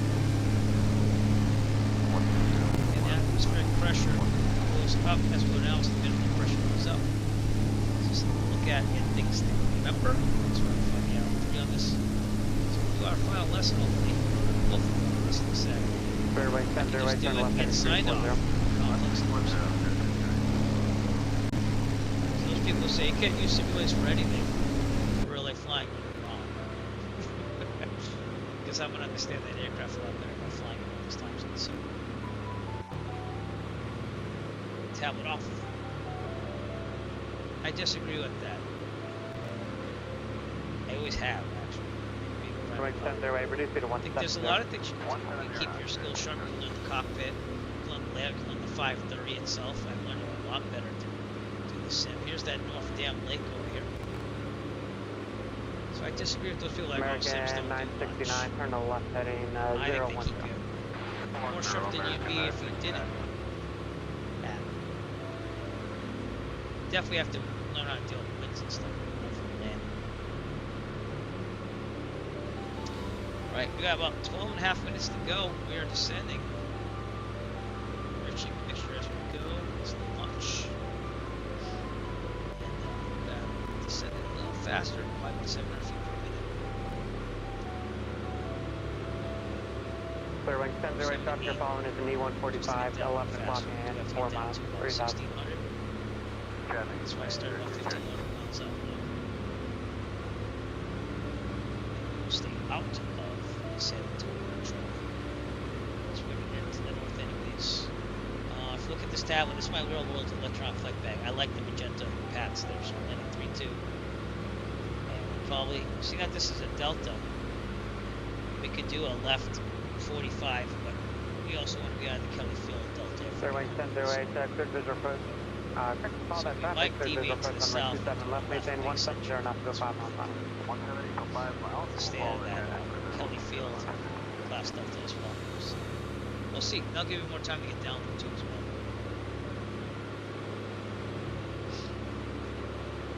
That's my man for pressure. What's going on? Alright, that's the plan. Either gonna do a left base or I'm gonna be flying over Kelly Field. Take it down. Might be better just to go south. American 969, center maintain 3,000. We do have a lot of scenery for San Antonio. American 969. See the city and the buildings all downtown. Should be coming up there. It's actually loading already. Very slowly.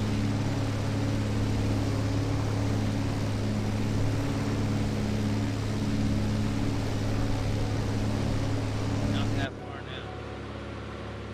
This has been a good flight. Scenery definitely 184, changed. contact tower 13, correct 118.5. Desert got a little bit boring. 48.5. We're gonna do this thing. American 969, turn left heading 350, Time to shout center out to maintain Auto 3,000. Pilot for all his work today. 350. Appreciate you, buddy. Automatic pilot. Automatic pilot. There it is.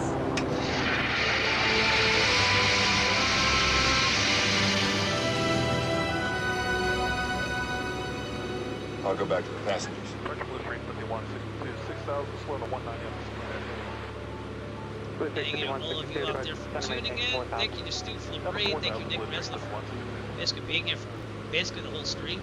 Appreciate that, sir. And let's have a good landing in Stinson. We're going to deviate to the south around that Kelly Field Delta, and then coming out left base eventually. That's downtown San Antonio, up there in the distance. Blue 5162, turn left heading 350. 350 heading to the 35162. Now that I'm getting the frame rate, though, I'm thinking maybe I should increase the level of the range of loading things like manually through the config, use config option, like writing it in. So maybe I'll load stuff a little faster. Clear wing 10 0 contact tower 118.5. Maybe some Test. Yeah, here, increase the picture a little bit. There we go. Yeah, full pressure, bring it down a little bit.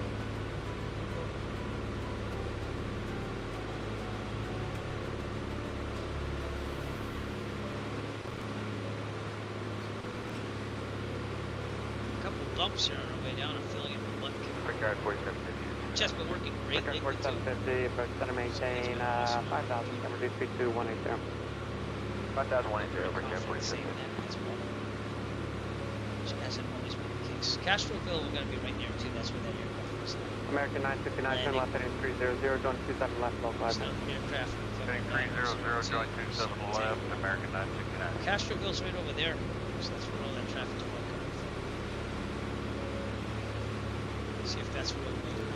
902 Sierra Tango. That is 5162, turn 10 degrees left, center, maintain 3,000. That's just going around Castro. It looks like they're doing the pattern here with this.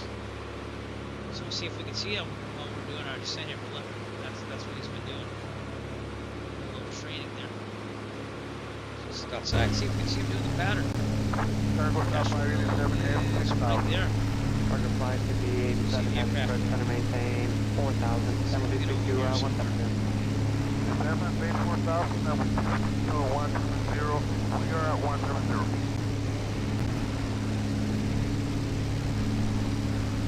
Let me see.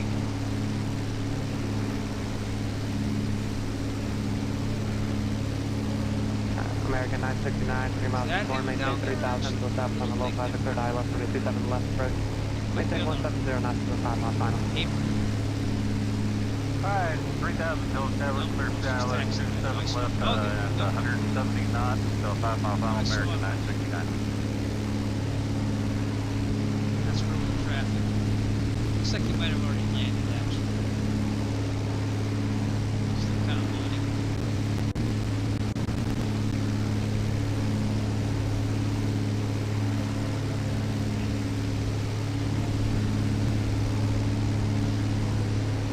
Blue 5162, turn left heading 320. ADSB says they're still out there, 4,300 feet below us. That's Castroville Municipal. Kilo Charlie Victor Bravo. Now, when I read online about San Antonio, they said there's a bunch of Spanish missions and stuff going into Stinson. There's again people complaining about the landing fees at San Antonio International that went into effect in October. It's $20 a landing, but I think on every landing it's $20. Blue 5410 road. Center maintains 5,000, number 2 speed to 170.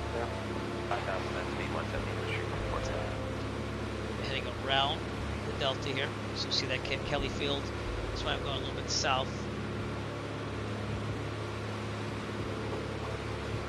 We're at 5,000 feet. I'm trying to get down to about 1,600. See that we got time. 5410, turn right heading around the delta. Heading 080. And then we'll do a left base entry for Stinson. So.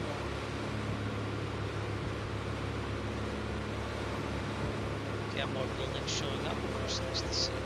Downtown San Antonio's over there. We'll probably take the drone cam out there and check it out. Because I know I have lots of scenery for some reason it's not zooming out. It just happened. No, it's not zooming out. 5162, 4 miles and 4, turn left heading 300, maintain 3,000 until south on the localizer, third eye left and 27 left. It's not, oh there it is, okay. I don't know, my mouse wheel wasn't working for a second there, that was kind of weird. Make sure it's moved down.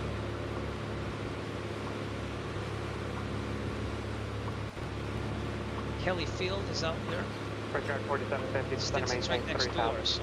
3,000, Brickyard 4750. The only time I saw that in the north here was when I landed at Stravinsky. Come back to me. I had to go over Delta. I had to slip in there for the landing. My first real slip to get down. So I had to stay high to go over another Delta, and I had to go right down. Sikorsky. Bridgeport, thank you. Yeah. Seriously, American Delta 959, contact tower 118.5. Oh, right next to it. You have to go down for the land at it. This runway 24. There's a Polaris above us as well on the ADSB, as you can see. I want to take that tablet off because we've got to get in here for the landing. So, alright, we are 14 nautical miles out, so I'm going to switch over American to 511, 6,000. Stinson. I'm going to go over to Tower on the chatter here. Chatter 6 for 5, American 511. Stinson traffic, Arrow 3 Echo Foxtrot, 13 nautical miles to the west. Going to set up a left base entry for runway 32, full stop, Stinson.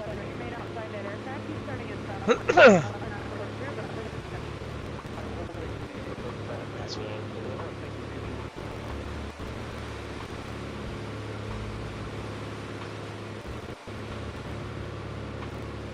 sounds like there's some loading of scenery going on. Kelly Field should be right off my wing there. I don't see it. It's probably this up here. Stinson's supposed to be out here somewhere. San Antonio. Tell it's loading some. Okay, increase the picture. More. 2,000 feet. Good. And a little bit more than north now because we're around Kelly.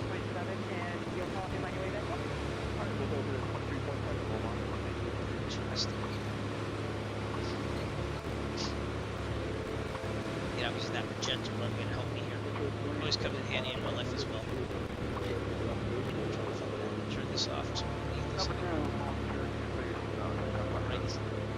basically flagged right to the south side of San Antonio. That must be the international airport over there. Right? Probably. Sure. We're getting kicked around the wind here a little bit.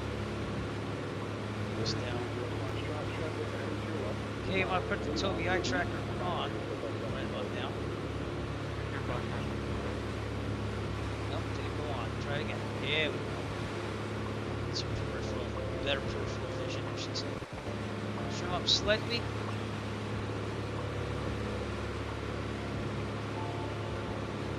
I'm going to go a little extended here because I've never landed Stinson before in my life. Want some more relief.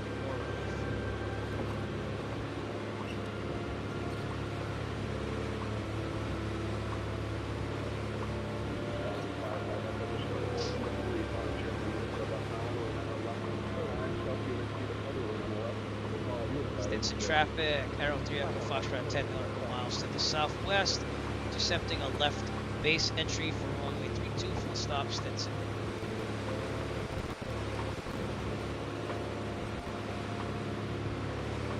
Keep that coming down now.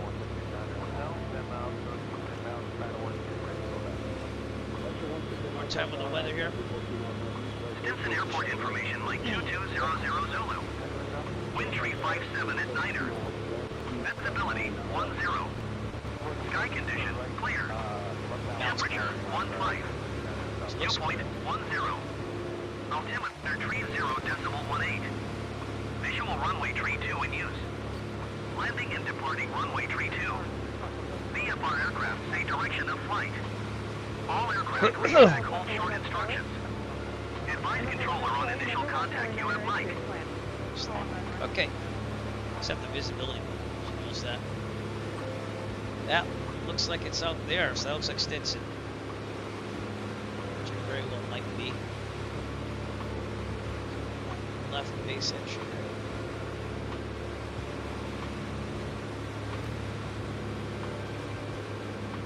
Cool. Stinson traffic, Arrow 3 Echo Foxtrot 8 nautical miles to the southwest, intercepting a left base entry for runway 32, full stop, Stinson. Oh, hold short, 271. Yeah, that's gonna be it. Let's get it. Do a signal here for Delta. Papa 1785, joining up to the left side of Keyman. How you doing? Lily Airport should be right next door. There, King. Kelly Field. So we'll see. So I want to make sure that's not Kelly. So I don't think that might be Kelly, actually. So that's why it's important to know what you're looking for. So the other airfield. United 1094 at Foxtrot. San Francisco Tower, quickly cross runway 1 left, cross runway 1 right. Foxtrot, quickly cross, 1 left, 1 right. Down there, over 2,000 feet. That might be Kelly Field right there. Yep, that's Kelly Fields. That is not downtown San Antonio right there on my left. See that? Let's make this happen.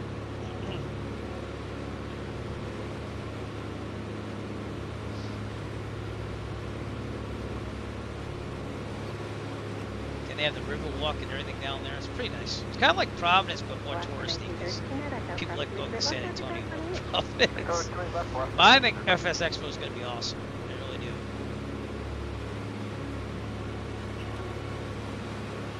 Alright, we're looking for Stinson. About 500 miles southwest. Stinson traffic, Aero 3 Echo Foxtrot, 500 miles to the southwest. Entering a left base entry for runway 32 full stop Stinson. I cannot talk today. I'm thinking it's over there because that looks like hangars.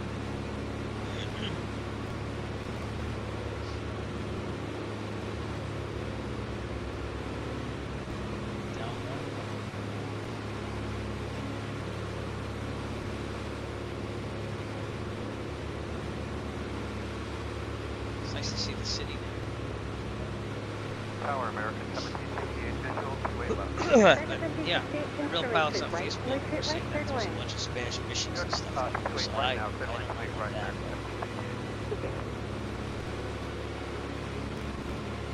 That's the drone camera. That does look like an airfield. So kind of looking for like a rotating beacon or something.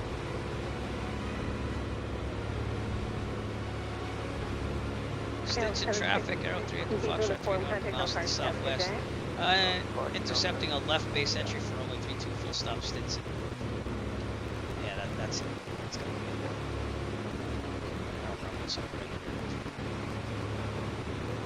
Let's start doing our check here. So gas, full pump on. Fullest tank is on the left, switch to the left. Undercarriage, we want to be under 129 knots. Good. So here now. Okay, mixture. Gonna go all the way over it. Prop. Flaps. Probably put flaps there. So let's run this back. Flaps. Good. 3 green. And that indeed is the airport. Collection. Slow down. Okay. That's your final here. So Stinson traffic, Aero 3 Echo Foxtrot, left base to final runway 32, full stop Stinson. Should be about 90-ish.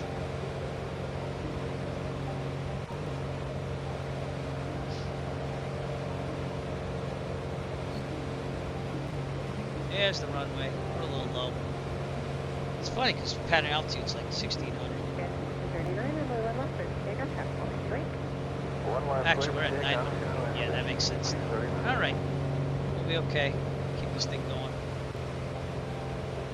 A little low. We're okay. Keep it steady at about 90. We should be fine. Second thing of flaps.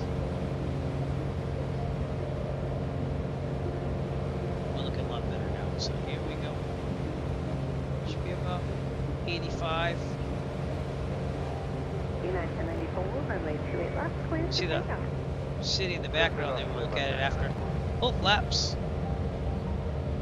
About 85-ish. Looking a lot better now. And I'm going to turn off to our right after, so. Okay. A little bit of wind from our right here, so.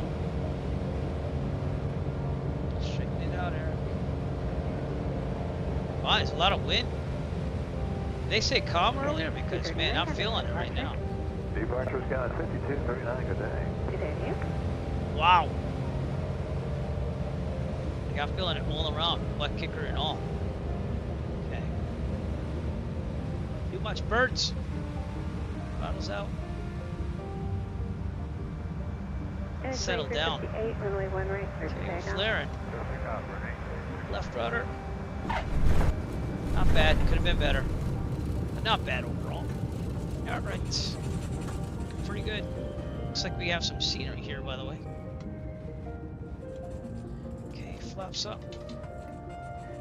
Didn't check the gear a second time. I should have done that, but I did say 3 green, so I did check it earlier. Okay, we'll clear here. Looks like they got some diamonds over there. Stinson traffic, Arrow 3 Echo Foxtrot, clear above runway 32. Stinson 32. Destination ground, because that's where we'd go over now, because it's class Delta. Toby, I track it off. 47, runway checklist. via Echo Papa uniform. Okay, after landing, flaps are up, fuel pumps off. 47. Strobes are off. Landing, we'll leave on. Taxi leg, none. Mixture is required, we're good. Pitot heat is not required, so we're good. Mixture is required. Trim set for takeoff. Ground southwest 2100 at Alpha 5 with top of the bush. Alright, with that then, we're gonna taxi. Thank you. Right to the FBO. You can see it's right there, so we're gonna just taxi to the apron. So, Stinson traffic, Arrow 3 Echo Foxtrot, taxiing to the FBO. We're right off of 32 on Bravo, Stinson. I could question that better, but that's okay. This is some green markings here. I don't know if that's grass or not. Looks like it's grass. So That's 2291, ground approved. Yep, vehicles coming there. It's a nice terminal. The FBO's over here where these guys are. Aircraft, Fairway 235, taxi, we have Papa. Fairway 35, runway 28, taxi via Charlie. 28 via Charlie, Spirit, diamonds. Maybe one right in between them. What's that? That's 172. Good. Okay. Ground southwest 609, information Oscar ready taxi. Welcome. 609, runway 28, taxi via Tango uniform. It's been a nice flight. I think it's the first time I ever flew here in the simulator. 609. Right there. Alright, we're good. So, parking brake on. Checklist. ELT verify silent. Ground Avionics southwest off. 1911, going to Bravo 50. And that should be that. I'm not going to play any more chatter. I'm going to turn off everything but beacon. I'm going to turn the Toby eye tracker off so you don't go nuts. Okay, everything else is off, right? Yep. Alright. Mixture full leaks. AC's off. And we just flew for about almost 3 hours, which is what they said it would be. Alright, that was weird. The nameplates went back to the normal ones. Mags off, master off, lights off. Parking brake is still on, right? It is. Alright, I'm gonna have to stretch after this one, but welcome to Stinson Municipal. I think this is freeware, but I could be wrong, so let me check before we check out the scenery here with the drone cam. So, turn the checklist off still. Tap it off. So this is freeware scenery from flightsim.to. If you ask me, it looks pretty nice right here. There's 3 Echo Foxtrot. All the other traffic here at Stinson. Airport itself is that's gonna slow down a little bit. Looks like there's some classic aircraft here. Here's the terminal. That's pretty cool, huh? I don't think it's modeled on the inside because it's freeware, but someone obviously took some pictures here. Yeah, not modeled on the inside. Not bad for freeware. Got some Texans or something over here. That's what it looks like. Here's the Tobin, whatever that is. Man, they got some old aircraft in here. Look at that. Very nice. I haven't chatted at all. I used to keep those on. Right, seems like the air traffic control tower's over here. A little faster than the drone. Nice airport, right south of San Antonio. Look at that. They modeled that one pretty good too. Let's go inside of it and see what it looks like from there. That's pretty cool. Look at that. Yeah. So pick up this at flightsim.to. I can't remember when I downloaded. It's been a while. All right, let's go downtown San Antonio, shall we? As far as the freeway airport, though, hey, it's pretty nice. Those winds, though, were kicking. They were kicking down there. All right, San Antonio, not hard to find. Look at that. It's right there in the distance. Let me turn off the following. This is the San Antonio River. That's the river I stepped in. I think that was back in like 2000, 2001. It was a fun time. Look at that. Again, if I was rich and didn't care, didn't have to work, I'd probably go fly down here and visit my roommate. Someday I'm going to make millions and I'm going to help people and also enjoy it. That's what I'm going to do. Someday. Positive mindset. Remember that, people. Positive. That's where the San Antonio Spurs play, right over here. I remember that. But a lot of highways around San Antonio. My friend lives northeast of San Antonio, downtown. Very nice neighborhood. Should not be discussed right now. Not that you go visit. So that's the arena again with the San Antonio Spurs play. I have no clue what it's called. And then the big tourist place is kind of like this tower, which I can't remember what the tower is called, right? This convention center there, if I remember right. Then we're also going to find the Alamo, which when you think of the Alamo, if you ever visited San Antonio, you think of the Alamo as like in this remote place with like desert around it, but it's right downtown San Antonio. So we'll try to find that too. I thought that was, I never walked in it. I was told that the tour was boring by my roommate, but someday I would like to do it just to say I did it. All downtown. It's very much like Providence. They have this place called the Riverwalk, which is right downtown as well. Looks like it's going to load some scenery still, hopefully. That's why we're slowing down here. Maybe I'll make it a little bit better. But, I don't know if it's going to get better. So let me get Google Maps on my web browser here. Try to find things. Looks like it's loading slowly. Actually, it does look like it's loading slowly. So we'll just let it sit there for a little bit while I get my Google Map on. Yeah, right. So anyways, that arena you saw is known as the Alamo Dome. Okay. There's also the Frost Bank Center, which I have no clue what that is, in the Freeman Coliseum. So go look at that. But we're like downtown right now. So we're like over here.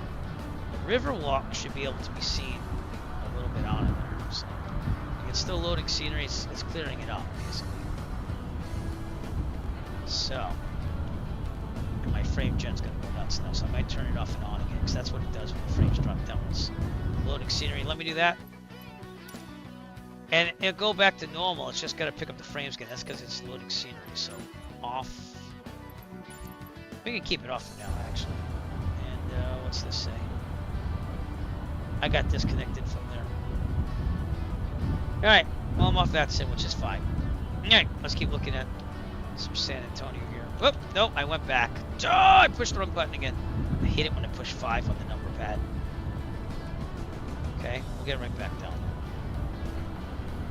That's the thing about Microsoft Flight Simulators, that sometimes it takes time to get the photogrammetry loaded in there. But let's go look at those 2 things I told you about. There's all the stadiums on right here. I actually think I got some FlightSim.tl free scenery here. It's supposed to be like a right near a golf course somewhere or something. Alamo Dome there on the left. Yeah, here it is. So these are stadiums too. I have no clue what they're used for though. Frost Bank Center, and the other one is the Frost Bank Center. This is the Freeman Coliseum. Yes, that's still loading some scenery here. So downtown seems to be working a little bit better now. I don't even have frame gen on right now. It's going a little smoother. All right, I'm gonna try to find this river walk here. The river goes all the way downtown, so as far as finding the Alamo, we will find it. Where's the Alamo? There it is. Okay, so we got that. The Riverwalk is right near this building right here. Right right, so this is the river walk, and that goes through downtown San Antonio. And that's where all the touristy spots are. So it's going to go down here. It's going to switch over here. That nightclub I played at with my roommate at the time, I think it was over here somewhere. It was called Dick's Last Resort. We used to have it in Boston too, but they seem to have closed down. San Antonio might be open still though. I can't remember.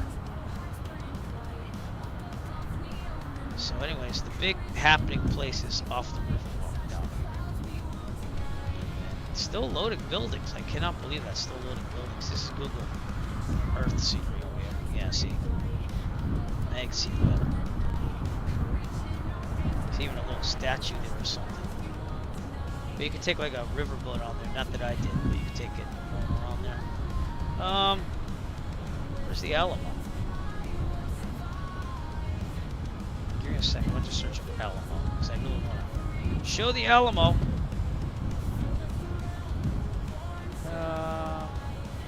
Where is it? Oh, there it is. Oh, cool. That's not that far off. Okay. So, that's that thing. And it's going to be up here. Is that it? That looks like it, actually. It's a big circular thing here. Yeah, that's the Alamo. So that right there, ladies and gentlemen, is where the Alamo is in San Antonio. Kind of weird because you think of it being like this remote desert place, but it's not. It's downtown. So, slow the drone down a little bit so that way I can really get some good views of it. But yeah, that's the place where Ozzy Osbourne peed on the wall and got banned from San Antonio. Pretty cool, huh? They have a whole museum here and stuff. Or you think Pee Wee Herman, when they took his bike and put it in the Alamo, I guess. I haven't watched that movie forever. That is the Alamo. And that's about it for San Antonio. I mean, other than the Riverwalk, you know what I'm saying? It's just a normal city. So let's go check out San Antonio International and we'll call it a day. How's that? I'm hearing some airliners. Where am I hearing airliners from? Am I right?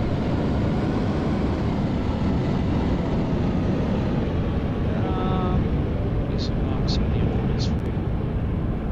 That was north, but good. Nope, south. Southwest.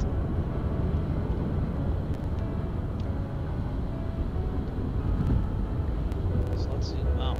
Try to find it. There it is. Here's the airport. Actually, that's Kelly Field. Where's the international airport? Is it north? Because I remember going there. Give me a second. I just like to shoot things. So let's go. Tablet. Yeah, it's supposed to be like right downtown. There's a stadium. It's north of the stadium. So that looks like Kelly Field. Where's the stadium? In Alamo. No, that is it, because that's north. Okay, so that's San Antonio International. Just had to make sure. And this, I believe I have payware for.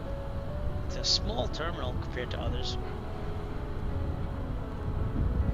That is it, yeah. Alright.